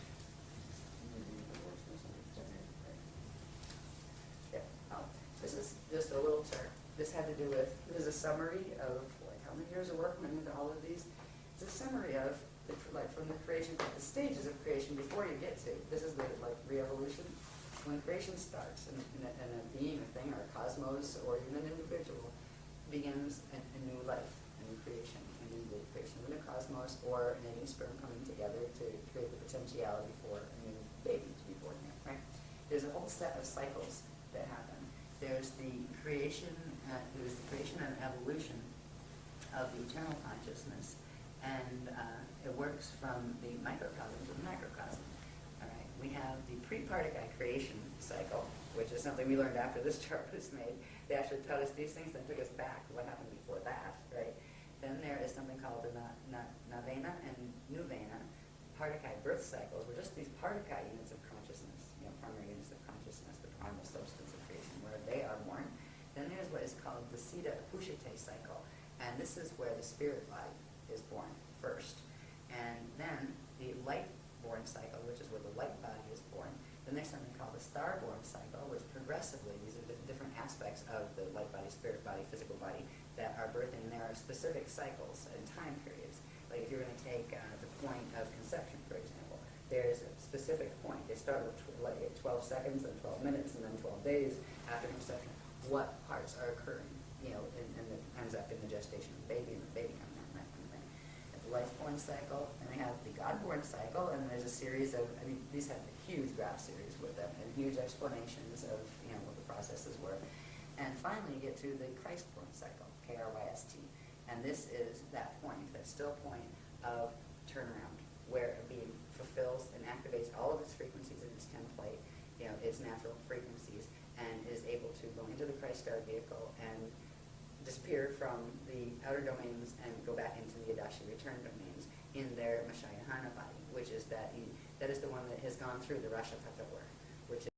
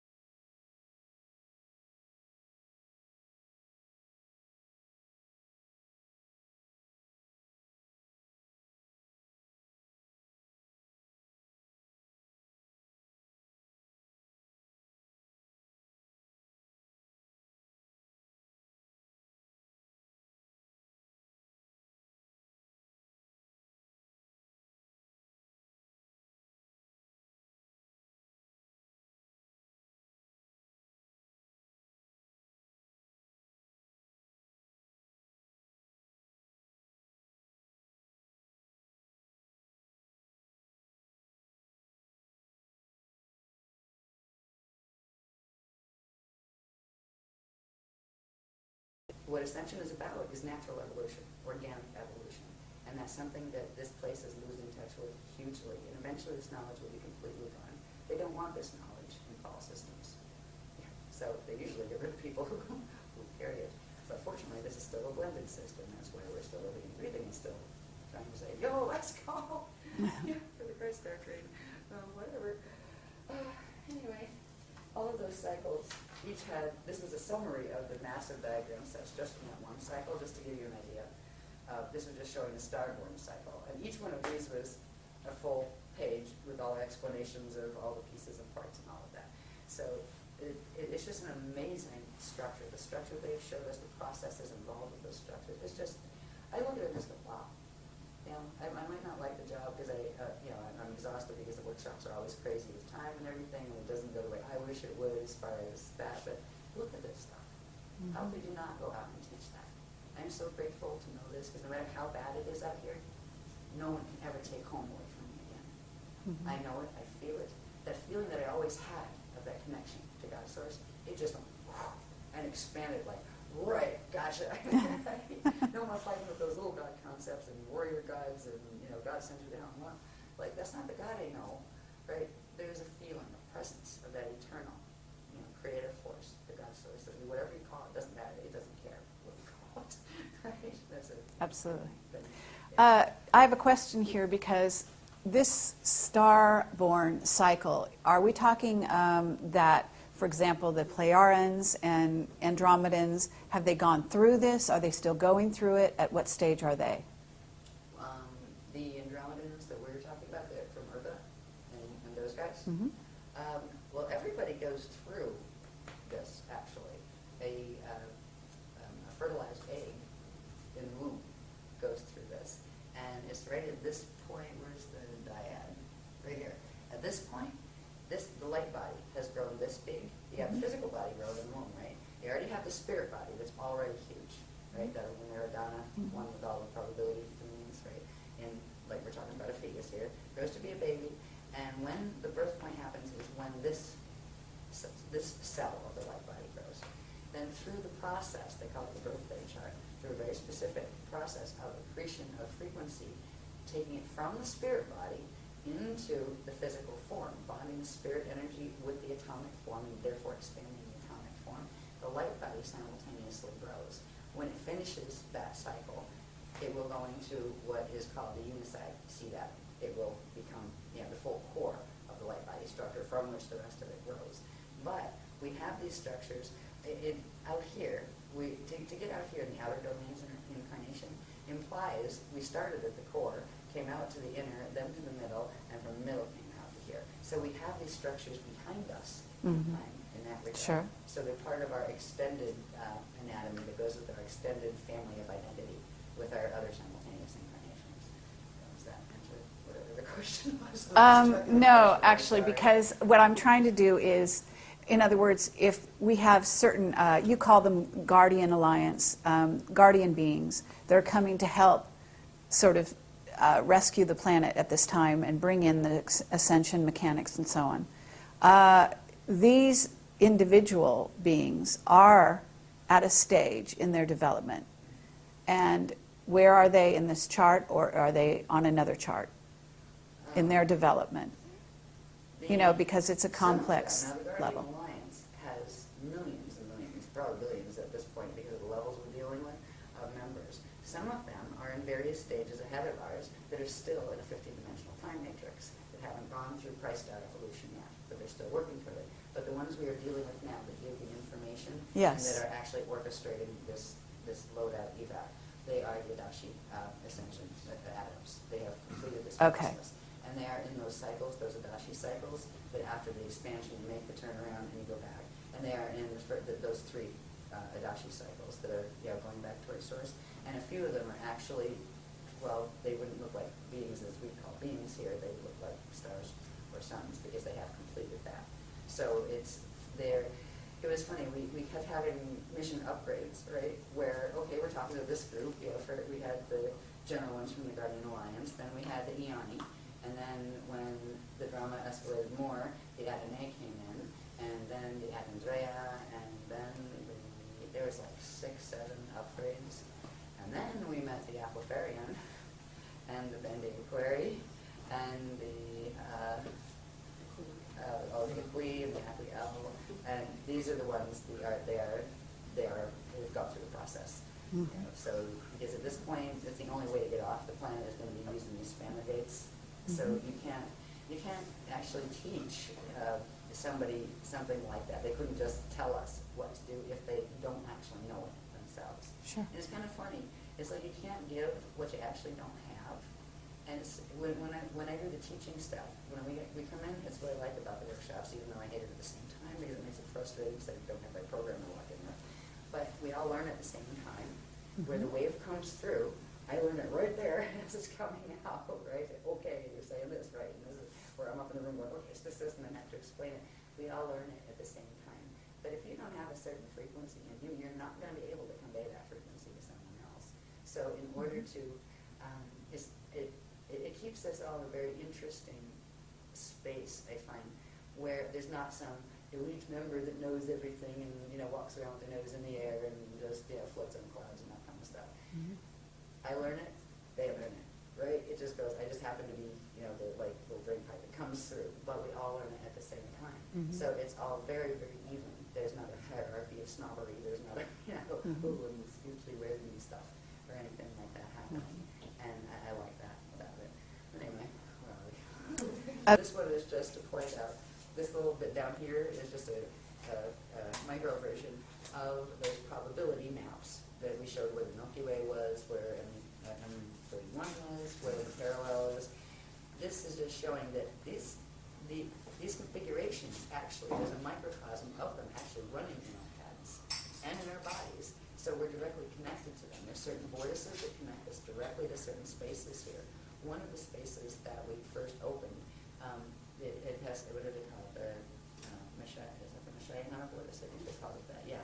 It was actually the first part of the host where we could bring the frequencies through the mess that is in the galactic core and actually have a tunnel of information that would be able to reach us here so they could continue bringing in the frequencies and the information. That manifested here through our own mechanics and in our brain. It's actually a vortice that comes out to the right and goes up, and you can feel it. And they're also teaching us how to project up and meet them halfway. So we orb up and meet them like, oh, everything, they'll come down. And sometimes we'll use projection versions of ourselves, or sometimes we'll just hang out and orb and do direct cognition. But we're teaching people how to do this. They would like people to learn how to do this, because people do need to be walked through this process. This isn't a simple ascension cycle. This is a mess down here, and there's very little time left to fix that as far as DNA and things. That's why they really are extending, as much as they can to assist us with that. The only thing they won't do is walk into our bodies and take them out for us. That's not allowed. Just like they don't allow the channeling, where they won't, come into your body and use your face and talk to people. No, because they can actually violate your DNA, right? Not to mention theirs.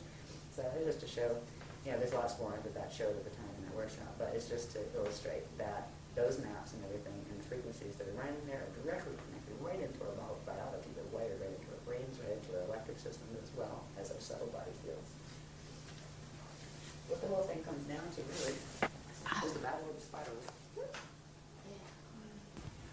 We left off on the dueling spirals, the eternal light crystal spiral, and the Metatronic or Fibonacci spiral, which is part of the Star Markov technologies. These spirals, again, are actually the core currents of energy to spiral out for the expansion of any form, be it the light body or the spirit body. These spirals come out from the core quantum, and the core quantum, the eternal life system, is the infinite God source consciousness field. So with the crystal spiral, it always maintains an open connection with its source, with its center point, where the Metatronic spiral does not. It doesn't even have its own center point when you look at how it's constructed on the golden mean rectangle. Well, the spiral will come out, the crystal spiral will come out. Now here is an interesting configuration. It looks like an upside down leaf with a little flame in the middle, right?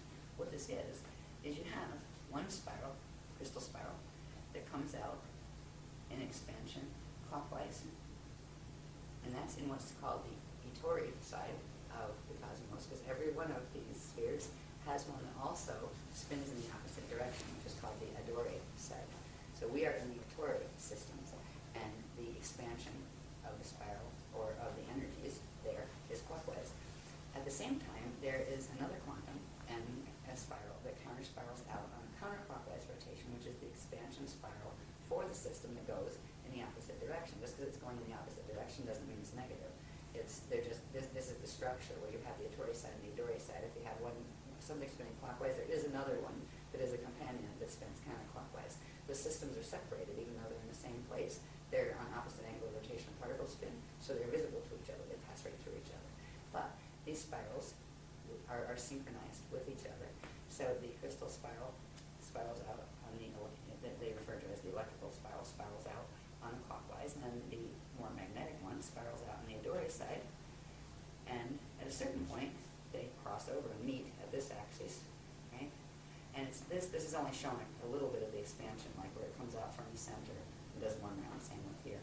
There's a whole set of things that happen when eventually they meet up here. And in the first cycle, before they meet here, they actually meet here, and there's something called a flame cycle, a flame shift cycle, where when the two currents meet, they merge and do a replication and create a flame, the eternal flame, the living flame, and then that shifts to this position. So you have the eternal flame from the first time they encountered each other in a small set, like with a small set here. This is showing it did this one round, small set, then it's coming out again.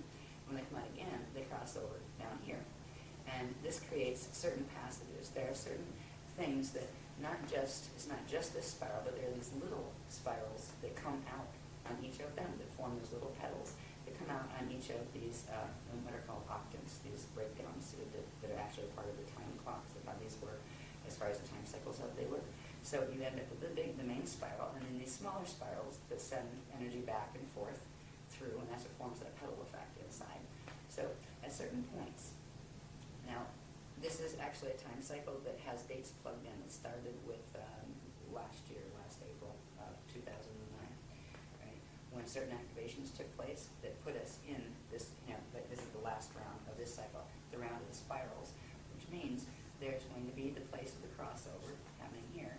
But before that, there are these things, these axes right here, this one right here, which is the 0 line, because this is where actually the spirals start.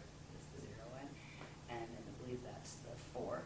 And like maybe counting them, that's the 0, 1, 2, 3, 4 axes, right? And 5, 6, 7, back to 0 to the right. There, right here, there are certain currents that come out here that are referred to as the monadic passage. That's where the spiral goes from being in one density to expanding into 2 densities. So going from a 3-dimensional spiral to a 6-dimensional spiral. That opens something called the monadic passages, and they allow for what is called the formation of the Jade body, which is a 6-dimensional. It is a 6-dimensional body that is transharmonic, that activates those they call them the Amaraya Merkabas, those really large ones, the last ones we talked about. So we just went through this period, March 15th of 2010, is when the Ettore side of the monadic passages opened. Over here, we're going to have another period where the monadic passage on the Adore side, which is the counterspin side, opens. And there's going to be a point before that, which happens when, this is around September 2nd of 2010, this year, where they cross through, and it begins opening this area, which is referred to as the Amaraya passage.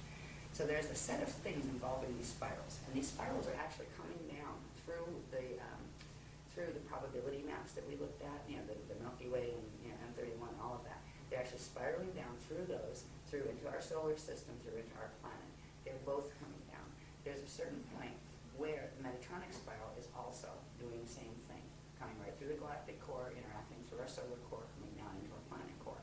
So it's not shown on this one, but there's a point, if we just looked at the one spiral that is the clockwise one coming in that we saw in the other diagram, when that comes around, it's right over in this axis right here, when that Metatronic spiral starts its takeover, right, where it goes past, interfaces it, and then tries to bend and harness the quantum. So it's right over in through here, and that right there is really the point where it grabs it. We're going to start feeling resistance and pull, even though we've got the monadic passage open. There's going to be more influx of positive energy coming in, or strength field energy that you can feel from the crystal spiral coming in here. There's going to be even more over here when the monadic passage on the Adore side opens. But it's like from that point until this point, which is August 6th of 2011, that's when the things that are going to end up dragged into the Metatronic harness, that will be the strongest point of pull. That's when the yank will happen, when they start frequency-wise being pulled over. The DNA starts being pulled over into the Okay, but harness. at what point does that pull, that sort of negative pull, really start? A little before that? Yeah, You didn't starts. actually give me a date for that. This one starts, let's see, around February 16th of 2011. Okay. So February 16th to August 11th, did you say? Yeah, August 6th. August 6th of 2011. Yeah, that is a point where the dueling spiral effect, will be felt. Yet we have three of the Christic activations. The one that just happened, that we're starting to feel the perk on now, right? The one that's coming when a part of this Amaraya passage opens, this vertical passage, and then there will be another perk when the Adore side of the monadic passage opens. So we'll be getting strengthened before. The crystal spiral will be getting strengthened before it gets hit with the Metatronic harness. So that's why in this time period, if people start just even working with trying to link with the crystal spiral, that's the first step. And that's not that hard. That has to do with that code that's floating around over there called the Alleria that we'll talk about before this is over. It's the beginning. You're not going to fix your whole light body structure, maybe in 5 million years by just staring at that code, but that is the linking code. what's called the reservoir that is being built of crystal spiral frequency in the core of the planet. So this will be the period of most resistance. What it's going to look like in the mass drama, I have no idea. Because as this stuff goes on, the real fight isn't so much between the Christics. The Christics are opening these passages where they will have enough strength if they're working with their, with Christic intent, and they have the DNA to anchor it. They will, pretty much ride through that. But in this period, you have actually a Metatronic spiral coming in, a takeover spiral, with two competing groups controlling it. It's like you have a spiral, and one line is red and one line is green, and they are fighting, not just to take everything, but to take everything away from each other. So that's where there may be wacky stuff in the mass drama that occurs. Flare-ups over here and over there, or somebody throwing bombs at each other, whatever. So that is a bit of a it might be interesting to watch the news that period, right? Just to see. As we move past this, this is where the harness will start, and one time wave is going to follow the Metatronic spiral and go into the harness effect, and the other is going to go past it. So we're already got the two time waves going, but the Christic time wave is just starting to come into activation. It will grow stronger as these monadic passages open. When it'll go through this period where the Christic spiral will be strong enough to not be taken over by the other. But the rest of the planet is sitting there doing nothing and not bothering about it, doesn't want to know about it, doesn't even know what the word chakra means, right? Well, fine. But the planet is going to anchor that Metatronic spiral, and it's going to activate the Metatronic part of your DNA if you don't do something to change that, right? Because it's just quantum override. The planetary field is bigger than yours, quantum-wise, and it's going to drag you into the same configuration of the planet.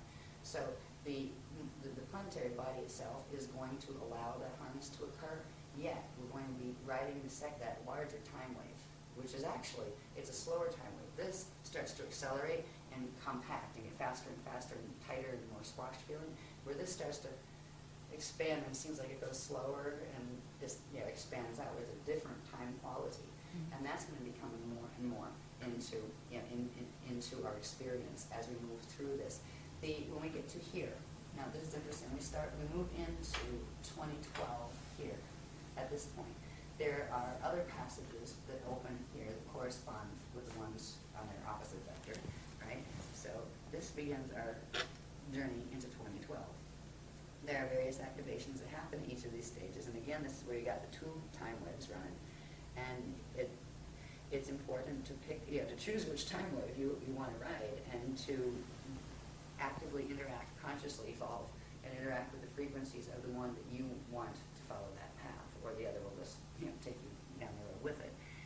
When we get to this point, over in here, this is, they call it the 12, 12, 12, 12, 11, 11, 11 point for various reasons that have to do with other dynamics on other graphs.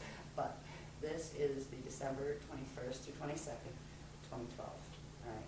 This is the point where you've got full, and this is the point where if it weren't for this other crystal spiral coming in, this thing would have grabbed what of the Christic spiral coming in, grabbed it, rolled it over, and this is where it would create pole shift. It would push and drag the whole thing right into pole shift. It would have dragged the planet into pole shift. They would have shifted the rods as well, and it would have been the last extinction. That's not going to happen because the crystal spiral is coming in, and it's not creating enough to stop it, because if you try to stop that Metatronic spiral, once it starts, it'll implode in the core. So once it's activated, it's going to go, and it's going to take something. So what could be done, is what the Christics are doing, is the counterpole of having that larger, slower spiral is actually going to just slow a little bit the speed of that. So it'll hit 55, but not a full 55 activation. It will not be able to do the blend with the parallel side to form the 55 that then goes up to, was it 33, 55, 80, something, whatever in the Metatronic sequence. They won't be able to make that loop. And we're going to hold them there for 200 years while the gates are open. I'm sure they're not really thrilled about that. We're not fighting with them, we're just holding, standing in the crystal. So there's interesting things that are going to take place during this period that we'll look at before we go to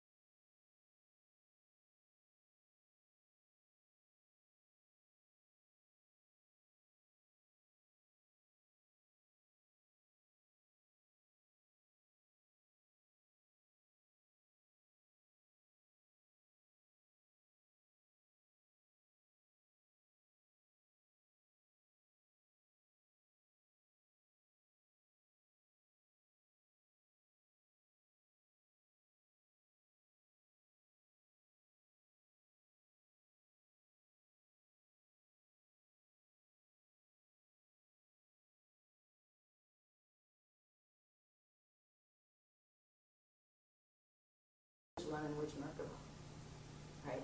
There was a lot of people running the anti-Christian Merkaba mechanics. Every person is a unit of energy on this planet. If half of those had spun their Merkabas this way, we might have had the bridge apart. But it didn't. It was a choice that was made by the consciousness on the planet. And that's okay. We're still standing. We'll still stay on the crest, even if only 3 people show up. It was never about how many. But it is as far as the grids go.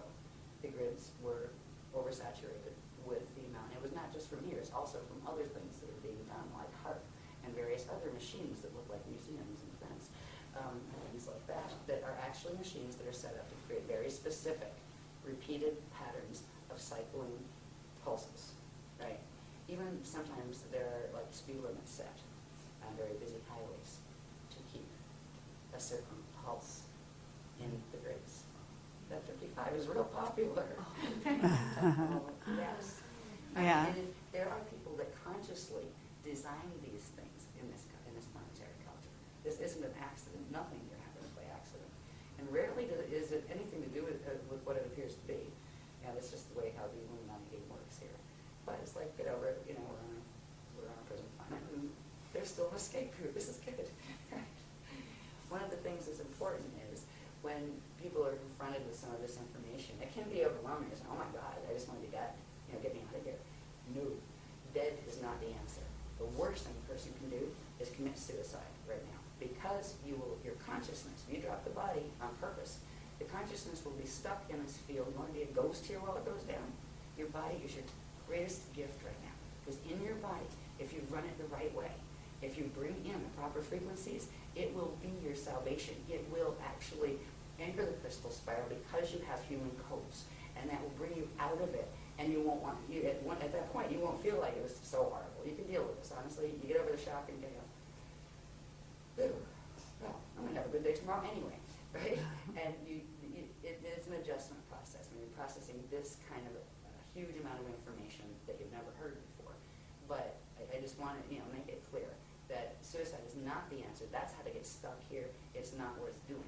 There's always a solution to get out. Your body will help you. You can anchor these frequencies in your body, and it will set your spirit free. So whenever, even if you do a normal, Bardo, and your body eventually dies, you won't be stuck in the 55 activation. But if you leave because you can't deal with the thought of having a 55 activation, you're going to get stuck in it. So I just wanted to say that because I know this can be intimidating to some people. So anyway. Now, excuse me. So what I want to do is get to the point where we talk a little bit about some of the things that do occur. So that big mystery about what's aligning with what, the galactic cord does something. No, that was in 1983. I mean, they're all like the internet, but they're saying this group saying this group saying that. Everybody's trying to figure out what this big galactic core alignment is. Because honestly, in certain ways, if you lined it up, it actually happened somewhere in the 80s. That's not the alignment. It's not about that. It is about the rods and the chambers and what they're doing. So we'll look at those in a minute. But this little time cycle here, it's about the spirals and how they're spanning out. And the simple thing that people really need to do is they need to decide which path. Do they take this information seriously enough to say, well, better safe than sorry. Let's try that crystal spiral and see if I like it. If you don't like it, you can always go back to the Metatronic way, no problem. There's nobody holds you here. You know what I mean? It's a free will thing. But anyway, I want to get to the graphs that have to do with a little bit on the body too. But before that, I want to show you one more thing we're back up, way up the top in our cosmic matrix, seeing our little Vega system and with the black holes next to us that are trying to suck us in and that kind of thing. Up here, again, is the Aquarian matrix. That is where the Crystal River Coast groups are coming from, the Adashi Adepts are coming from. And they are literally sending a frequency bridge down. It's actually acting like a respirator for this planet because it's coming down. It partially goes through the solar gates, but only partially. But it's coming down and it wraps almost like two currents that come down, and they're meeting in the center, the core of the Earth. If they weren't doing that in the core of the Earth, there's a thing that happens in the solar system, and it's just part of the natural mechanics of the solar system. If you have a sun that's Pranasi closes and it enters its Bardo cycle, all of the planets or stars in that system that have the natural circulation with it will follow suit. They will all close their Pranasis, and they will all prepare to die together. This planet was going to go into that. If that happened, all the gates would shut except the wormholes. And this is actually the cosmic respirator at the moment. There are two currents that are coming down. What do they call it again? That's a big word. Amcitation. I trip over by talking about it all the time. Amcitation passage, they call it. And it is literally frequency currents that are coming down and forming a loop, coming in through the earth rods, I imagine, and literally holding the core open so the prana seed doesn't close, so the gates can still circulate energy, and so the host can go. And that will stay for 200 years. And when that pulls up, the prana seed is going to close, and the natural process of Bardo for the solar system is going to unfold. So whoever does stay here after the 200 years is going to have a very interesting evolutionary experience, because there's going to be progressively more limited resources. You're going to watch species go extinct at hugely fast rates because they want out, right? You know, they're just like, okay, out of here, we're leaving the planet. You're going to see large groups of people doing that, be it from earth changes or wars or whatever, because it is the last call. But we've got 200 years before that point comes, fortunately. Now, what the solution is we need to reverse mutate as much as we can the light body structure and turn back on the spirit body, light body flows that have been blocked by these fields, and get the junk DNA to reassemble so it can process the natural atomic and chemical changes that would occur in a body when it goes through the activating the molecular process, because it is a biochemical process. The part in the process called fetal integration, that is when the consciousness from the spirit body begins to enter the fetal body in the baby, right? It starts to bond the spirit body consciousness into the atoms. It's actually partially bonded into the atoms. It's called the jari. That's the part of the consciousness that actually is stuck with the atoms, the part of your living consciousness that forms your atoms. And that part, when you go through a natural Bardo or ascension cycle, the jari is free, and the atom is able to go through a biochemical process that involves an element, or a transient element, called celestaline. There's something called a celestaline wave. It has to do with the substances they used to call white powder and blue powder gold. All right, they're monatomic, but they're natural monatomic atoms that are formed. And they allow the body to become a superconductor, where the angular rotational particle spin on the atoms can shift. They blend instead of annihilate with their antiparticle, their natural antiparticle, and they can go into ascension. So the biochemical processes that we're working on are directly connected to the DNA, directly connected to the epigenetic overlay that is triggering the DNA and telling it what it can and can't do. The techniques that we've been working with all along have progressively started with fixing the light body structure, then different layers of that, and what's called the crystal body structure that's part of the light body structure. Then we went into turning back on the core flows of the spirit body structure. Now we're working with what's called the Ajay body structure, which is the part of this anatomy that brings those two together and allows the core flows to happen where you can actually go into orb. These little orbs we see in some of these photos and those kind of things, eventually we will be able to turn ourselves into those as a traveling medium. What you don't see with an orb, a natural orb, would have is Merkaba fields moving around it, right? They're the parts that you don't see, but you might get a photograph of the orb itself, right? You can also have orbs that are coming from the other system as well, where they are using the Death Star Merkaba, and you can't tell just by seeing the orb. You would have to be able to see the structures of the system, whether it had poison apple-shaped magnetic field around it, or whether it had the natural thing that looks like a butterfly, which is the natural electromagnetic field. So anyway, when we're going to think about reverse mutating, it has to do with techniques, not techniques in a laboratory where you have somebody go play with your DNA. You play with your own DNA by literally, first of all, knowing what pieces of the anatomy you're trying to turn on and trying to heal, and working with them directly through certain breathing techniques, through certain visualization exercises, through certain projection exercises. There are even certain movements and some yoga moves that the guardians refer to as logas, because you also use energy work with the chakras work and things. There are things to do that help the body to get into the space where these things can be repaired, so you do become able to do these. We have structures in the body that have to do with, these were in some of the earlier teachings. It shows the density in one body, and this would be your density 2 body. If things were normal right now, say you could say this was your earth body and this was your Terran body, Terran density 2, right? But we actually have these fields on each density level. This would be your soul level body, and this would be your incarnate level. If you had the density 3 one here, you'd have your oversoul, then you would have your avatar, then you would have your rishi level. Now, this is 3 dimensions here, this is 3 here. They each have their radio body structure. They are connected, but these have to be opened. So these become a six-dimensional structure because the gates that we're going through require the six-dimensional structure that actually has a 24 to 48 strand capacity, which is where the host comes in and those fancy Merkabahs come in. But part of what this is, and we have the light body training courses that are in like the K23 manual and that stuff, they teach you how to open these things, like this part of how you fix stuff. See, there's certain activations that will then, now this one's starting to get different shaped, right? There's certain other activations. You still have your spherical one up there, but this is starting to look like a flame. Right? And then when you finish those sets of activations, you've got your flame body activated.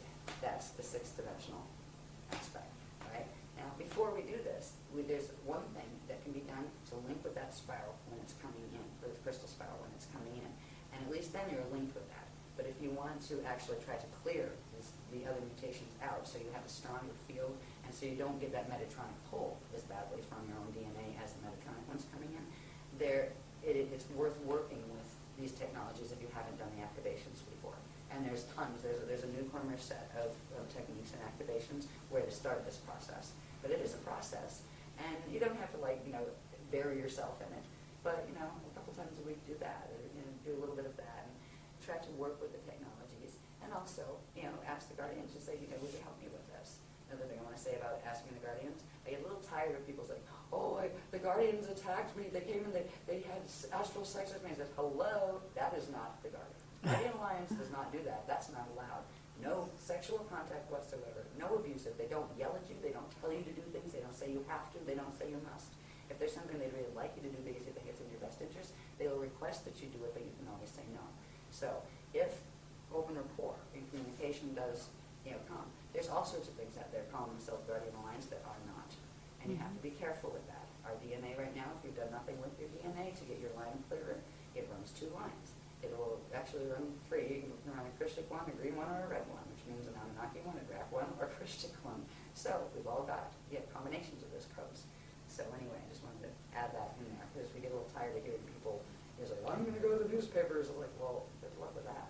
But that's not us. You know what I mean? That's not our guys. They don't do that. In fact, we've taught against that, and we've taught to watch out for that for ages. If they were going to do that, they wouldn't be teaching not, to look out for that.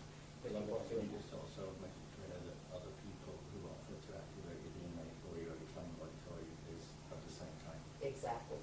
Yeah, there's been another thing that some well-meaning or not people have done where they'll say, I'll give you a session and I'll activate your 12-strand pattern for you. I'll activate. There's nobody that can do it for you but you. It has to be you that does it. You have to choose. There are simple techniques. They're not hard. They're simple meditation techniques. It's really funny. When people first start them, they usually fall asleep halfway through the tape or maybe a quarter of the way through the tape because the DNA it can't hold all the frequencies it brings in yet. But the more you use the tape, the more you'll find that you can stay awake during it. Right? Mm-hmm. Even if you don't stay awake, you're still picking up some of the activation. The point where you can actually stay awake through the whole thing means you expanded the DNA activation level enough to hold the level of frequency that tape was bringing in. All right, so as far as having other people fix you when it comes to DNA activation, you are much, much safer to just look at various techniques, feel which one feels better for you, and use that one. And not have somebody else, because nobody else can activate your DNA for you, but they can transfer things into your DNA that weren't there otherwise. They can implant you that way, and some people are being used that way. Sometimes they don't even know it, that they're well-meaning. But where do they think? Like, what kind of ego does it take to say, I'm going to activate your DNA for you? Hello? Get your ego in check. You know what I mean? Absolutely. Let's talk a tiny bit about monatomic gold, because there's a lot of misinformation about that. I forgot an article about that quite a while ago. It's, don't take it. Let's just start there. There is a natural version of that, an organic version of that, that in an organic ascension process, or even just Stargate passage process, that the body secretes itself. That there used to be a horrible period in Egyptian history and Atlantean history where angelic humans were captured as soon as they did a gate cross and killed so they could scrape the powder off their skin before it evaporated, because if the ones that didn't have gate codes took a little bit of it, it would give them a temporary burst where they could force themselves through a gate. It becomes addictive and it becomes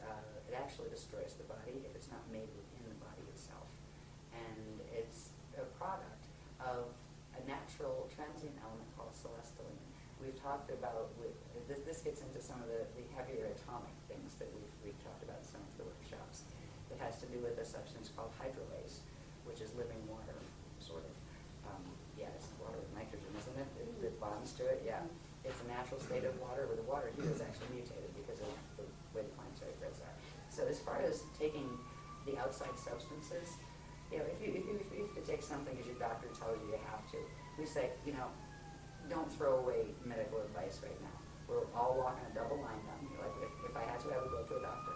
If the doctor said take an antibiotic, I would.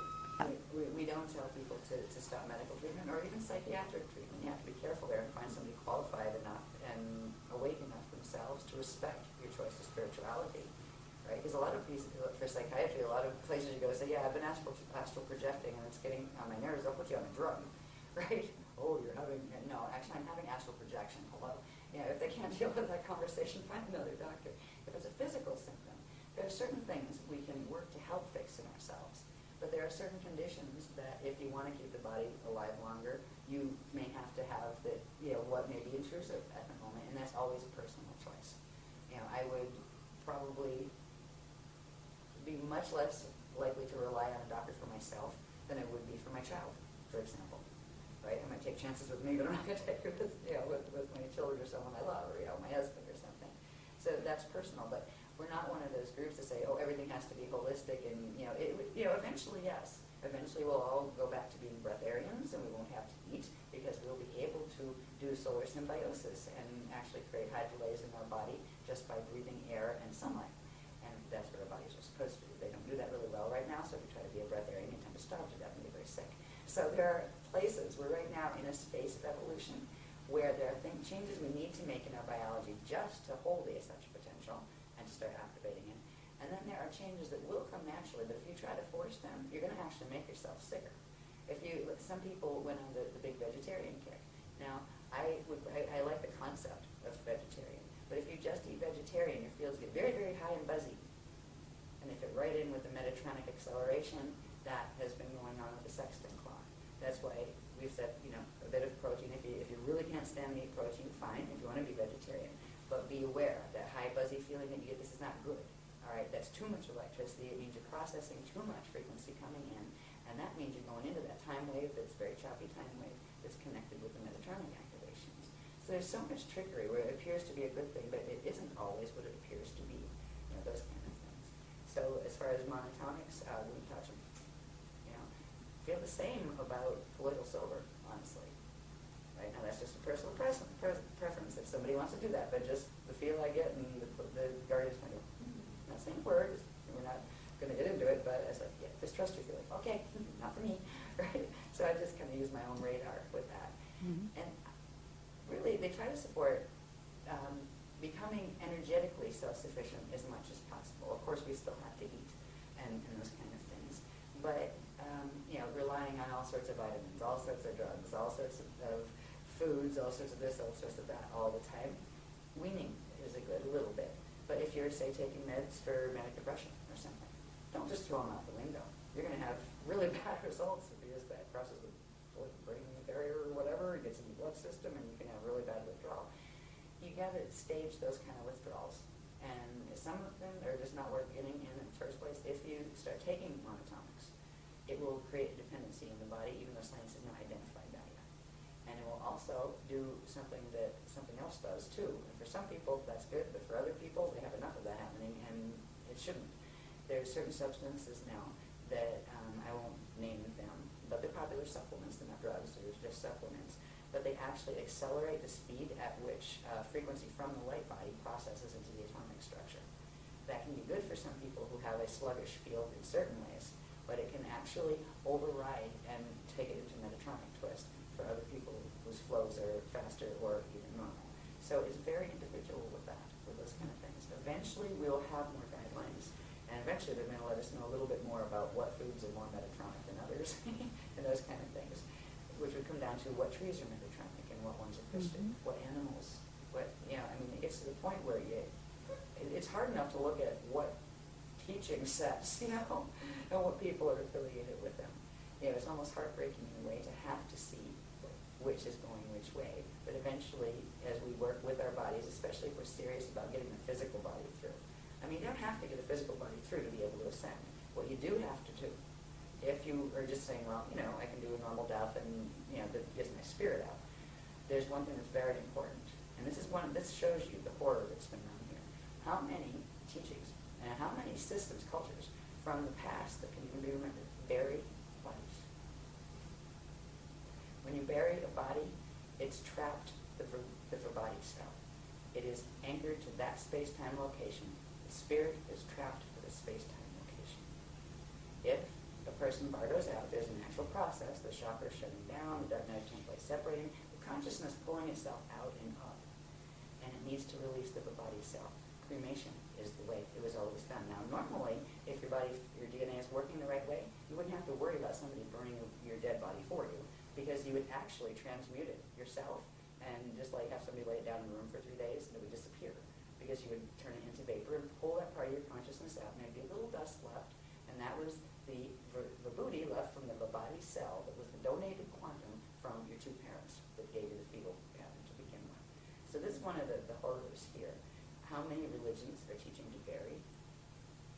That is the absolute opposite of Christian teachings, of ascension teachings, and it's heartbreaking.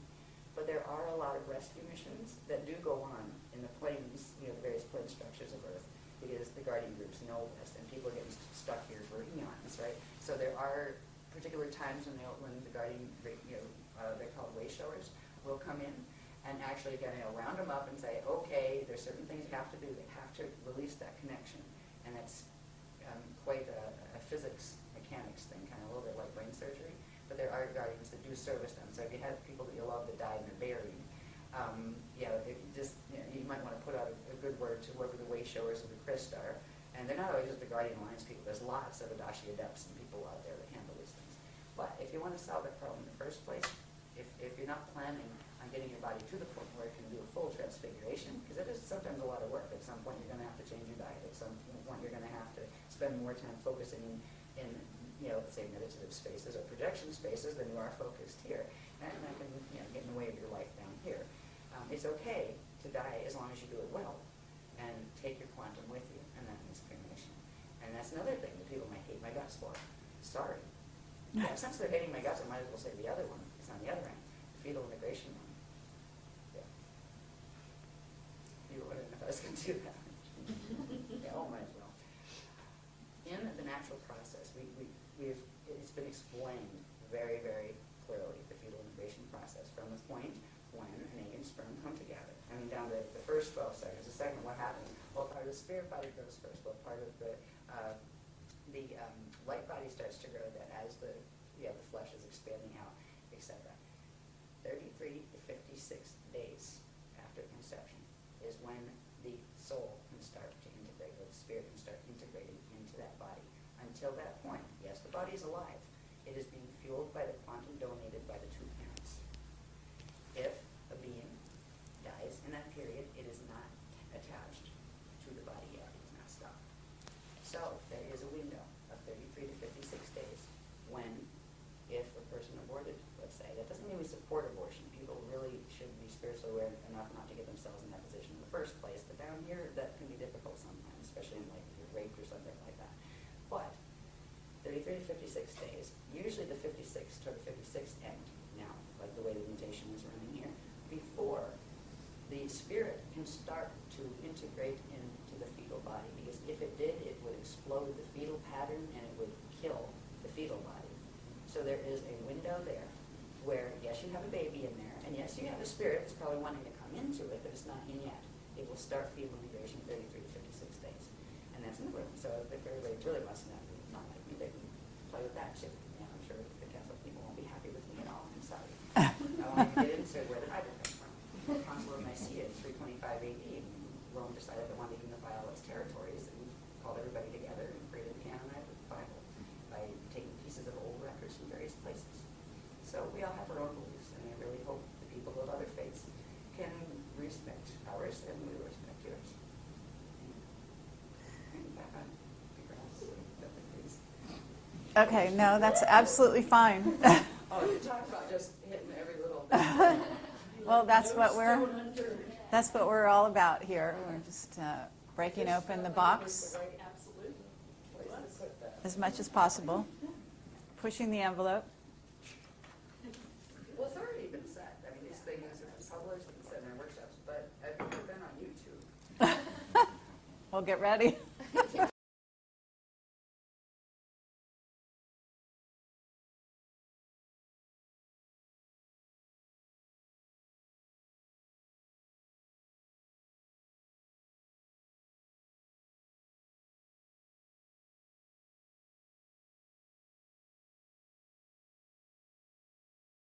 At some point, we want to talk about the 2012, from there on, what happens, and the fact that that's not the end of the world, and that they're not going to ascend on that day, and so on and so forth. Yeah. Yeah, their story of they were going to ascend on that day meant you're going to become extinct on that day. Right. Yeah, if the Metatron crew had their way. Anyway, I want to show a couple of things because I want to get to one point that shows something that is important that has to do with the what to do. The linking code, there is a linking code, and I'll show you how it works. First, I just want to, they're asking me to put these up, just to get a view on these. These are, we showed the light body structure of the flame body in the activations. The part of the activations that when you do the flame body, it also begins activating these parts of the field that are part of the chariot of fire. So we're activating those parts. They build up to activating the Christ Star vehicle, the Merkaba levels, that build up to the Christ Star vehicle, and that builds up to activating the element. Just hold it there. Okay. Now.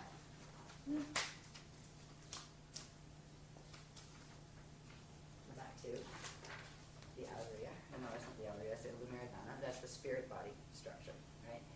I wanted to point out, in the spirit body structure, again, those 12 lines, right? It's actually 6 vectors that form 12 horizons, right? And that's where the flows are. This is something very important because between the Rasha body, which is the dark matter template, and the spirit body, there's something very interesting that happens. These things are called chambers. Now, on the light body structure, these 12 chambers would be called fire chambers. On the spirit body, they're called Allurian chambers. They are actually the chambers within which they interact with the dark matter body that form atomic structure when the body is working properly. This is how stars actually birth atoms. And they don't just birth a few, like 3 primary ones, and they all bump together and then form the next couple. It doesn't work that way. When it's actually functioning normally, a planet, star, or person generates their own 144 elements, prime elements, that then go to form the natural chemicals that would be in the body and all of that kind of thing. So there we have the template, the human aspect of this mixed race we call humanity. The angelic human aspect does have the core pieces of fragment DNA that correspond to each of those 144 elements. Right now on the planet body is not manufacturing 144 elements because of the mutations, but we can begin turning them back on in our own body because we are connecting now not just to the Metatronic spiral that is working here, but we are progressively connecting our bodies into the Christic spirals that are being hosted by healthy living systems, which means there's an alternative of energy flows that we can use. We can begin the process of activating our Allurian chambers. And the Allurian chambers are interesting if you take away all the other things, like in the spanner gates and all that, and just look at the basic structure. On one density level, just like when we looked at the things that became the spherical maps, where there were 4 of those sets, right, embedded. Well, this is 4. You have one for D1, D2, D3, and then what's called the density level one, and that's the one that corresponds to, let's say, the space between D3 and D4. All right, so you again have a 4-level structure. Each one of these, on, like say on D1, manufactures a set of 12. These each manufacture one of the elements, one of the 144 elements. When you take it all the way up to the 12-dimensional structure, you will get the 144 elements. So each line corresponds with a certain specific set. On D1 it'll be this. On D2 it steps down to that. On D3 it steps up to that. We went through a whole series of things that explain this process in depth, right? As far as how the elements are manufactured, how they're supposed to be manufactured in the natural structure of the spirit body. And And it even had our own atomic chart, like the kind of resembles the atomic chart that you see, in physics class or whatever. But there is another way to, instead of like analyzing and memorizing each one of those by their proton number and all that kind of stuff, because that's what it is. It's proton numbers. That's how how science here keeps track of it. And it's the same thing. It's the same atomic chart. You have your hydrogen, all the way up to things that don't have names yet because they haven't found 144 here because they're not here yet. There's a way to trigger the pieces of DNA that are connected to each of these. We still have the dormant encryption in the DNA, but because it's not materializing on the planet because of the mutations, it isn't assembling in the DNA or our bodies. And some of those elements are essential to the biochemical processes of transfigurative ascension. There is a way, again, if we look at this, it's a pretty little thing. This is, again, putting the flows back where we just had the lines showing there, the lines with their atomic numbers on it, right? This actually is there's 4 layers to this, which corresponds to the 4 sets there, and it has its 12 flows. Each of these has certain sets of colors that not only go with what comes up the center line, but if you'll notice on this one, I have this around. If you notice on this one, it has to do with the circulation where energy comes up one of these and then flows down these. It actually comes up through, I believe, it goes out. Which ones are actually tonal? This is the interface between the 12 lines that are of the spirit body and the 12 lines that are of the light body.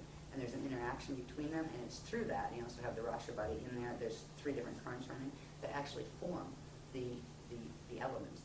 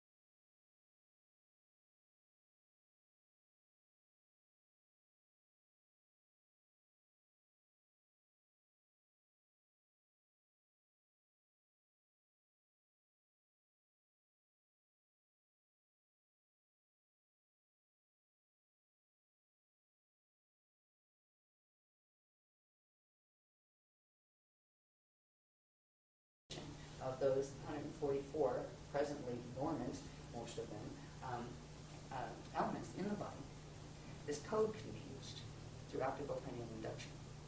Now, it works a bit in its black and white form, where it shows its number correspondences. And the number correspondences correspond to colors and to the information that is actually on this chart, right, the technical mathematical information. But it is most powerful when it's in color, where its colors radiate. And we've been very, very fortunate. There's a lovely lady named Sue from England that does all our code work, and she does an amazing job with taking the codes. And it's this code. It's called the Alaria Rashatan. And this is the linking code into what is called, something that's actually activating this weekend, that is called they call it the Aura Reservoir, but it's actually the Aurora Reservoir. It is in the core of the planet. There's going to be a reservoir of energy coming in now from the Aurora continuum and carrying the acoustic spiral frequencies. And that, just using this code, which actually contains all of the whole imprint, the whole template for the 144 different elements, and simply, you can just put out the intention, go down to Earth's core, holding an image of it in your mind, just kind of like, even inhale it once, listen down to Earth's core, with the intention of, I want to ride the crystal spiral, right? And that is a start. That will link. It's that simple to link. Now, once you link, then there's the light body and the various pieces of yourself you might want to put back together if you want your fields to be strong enough to handle that periods that are going to come up in, between now and 2012. But that, it is the simplest host I have ever seen. We didn't have it this easy. The groups didn't. We had to work piece by piece, starting with the white body, just to be able to fix that level so we could bring those frequencies in so they could activate on the planet.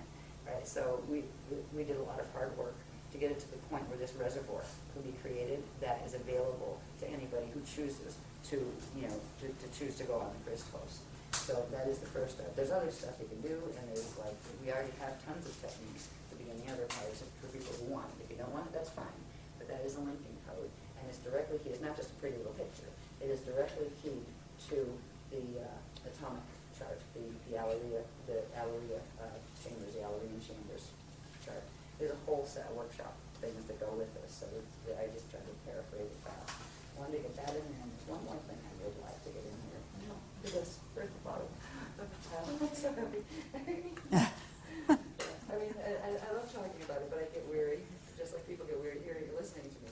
I need a wake-up band sometimes. You're doing a great job, so Thank you. do not worry. Try to use the simple way. There's a lot of information in these, and I don't have to, I'm not going to read all the little pieces and stuff, that takes forever, but this information is in the Iron workshop, which is what, slide six, that was 6, right? Slider 6 workshop has the whole set of these charts, and it talks about this. What you're looking at here is our sun, okay, in the center. This would be our the solar plane, or where Earth is orbiting around the sun, and it's not done in scale, it's just done with that sun at the center, just to show these relationships. Over here, you would have Earth with its staff and its rods and shield at its tilt, right?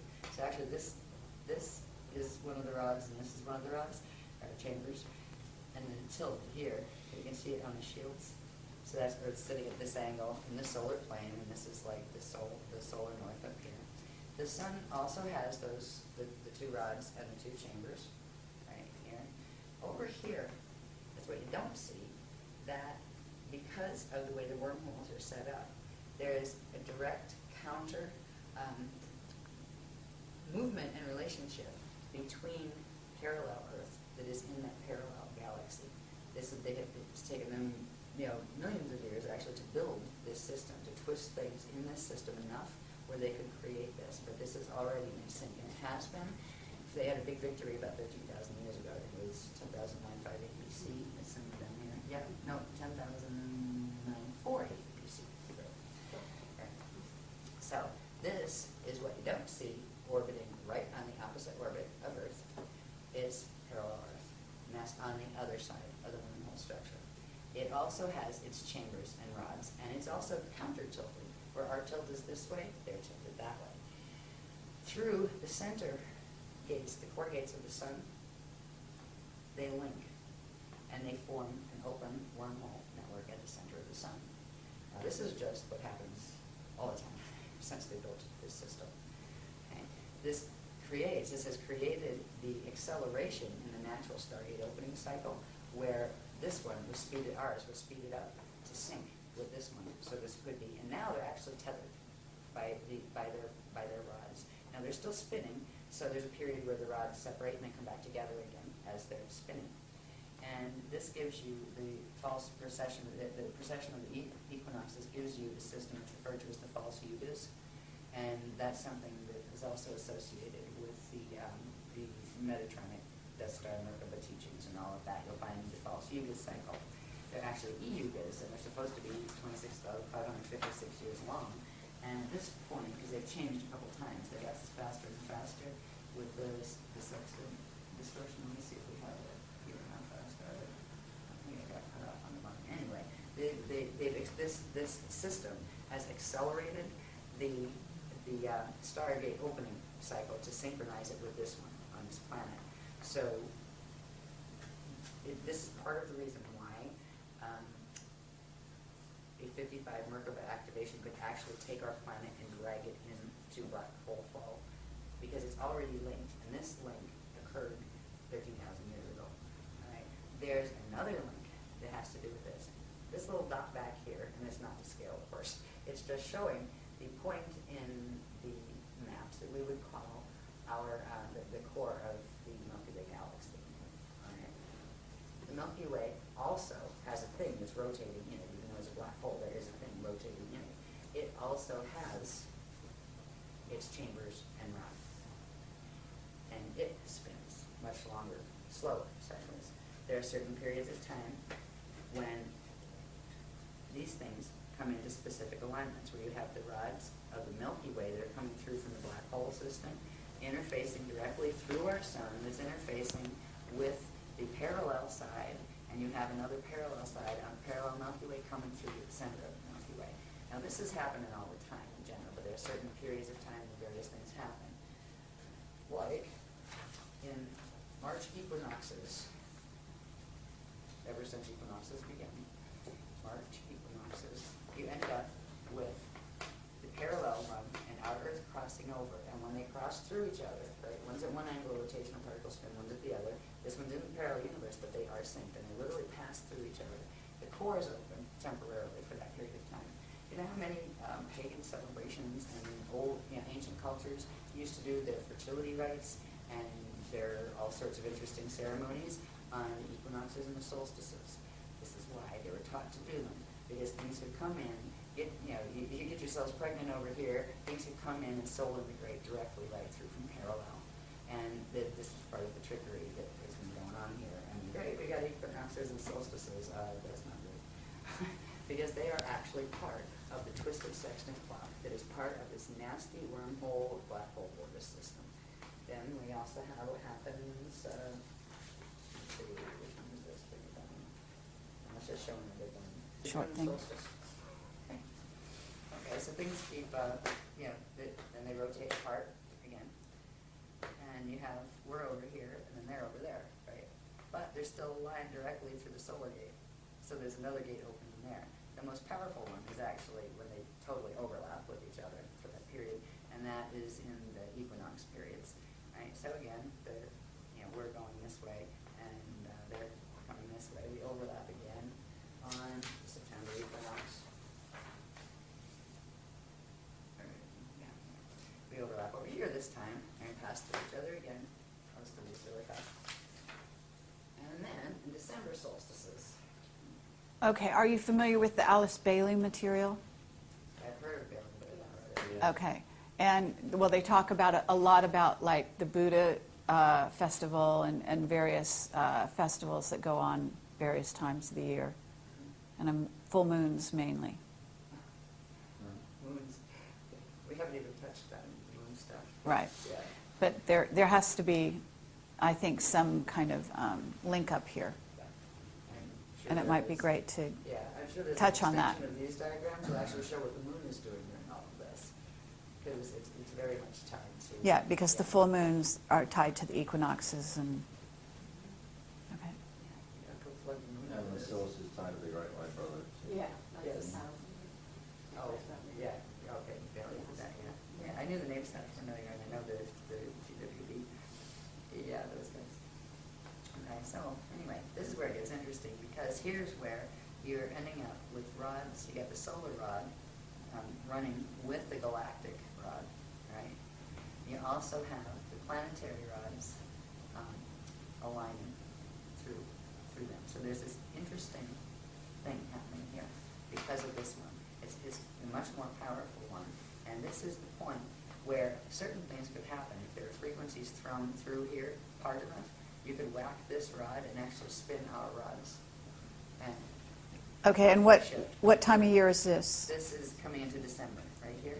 It starts actually around November 21st here, and then the rotation continues.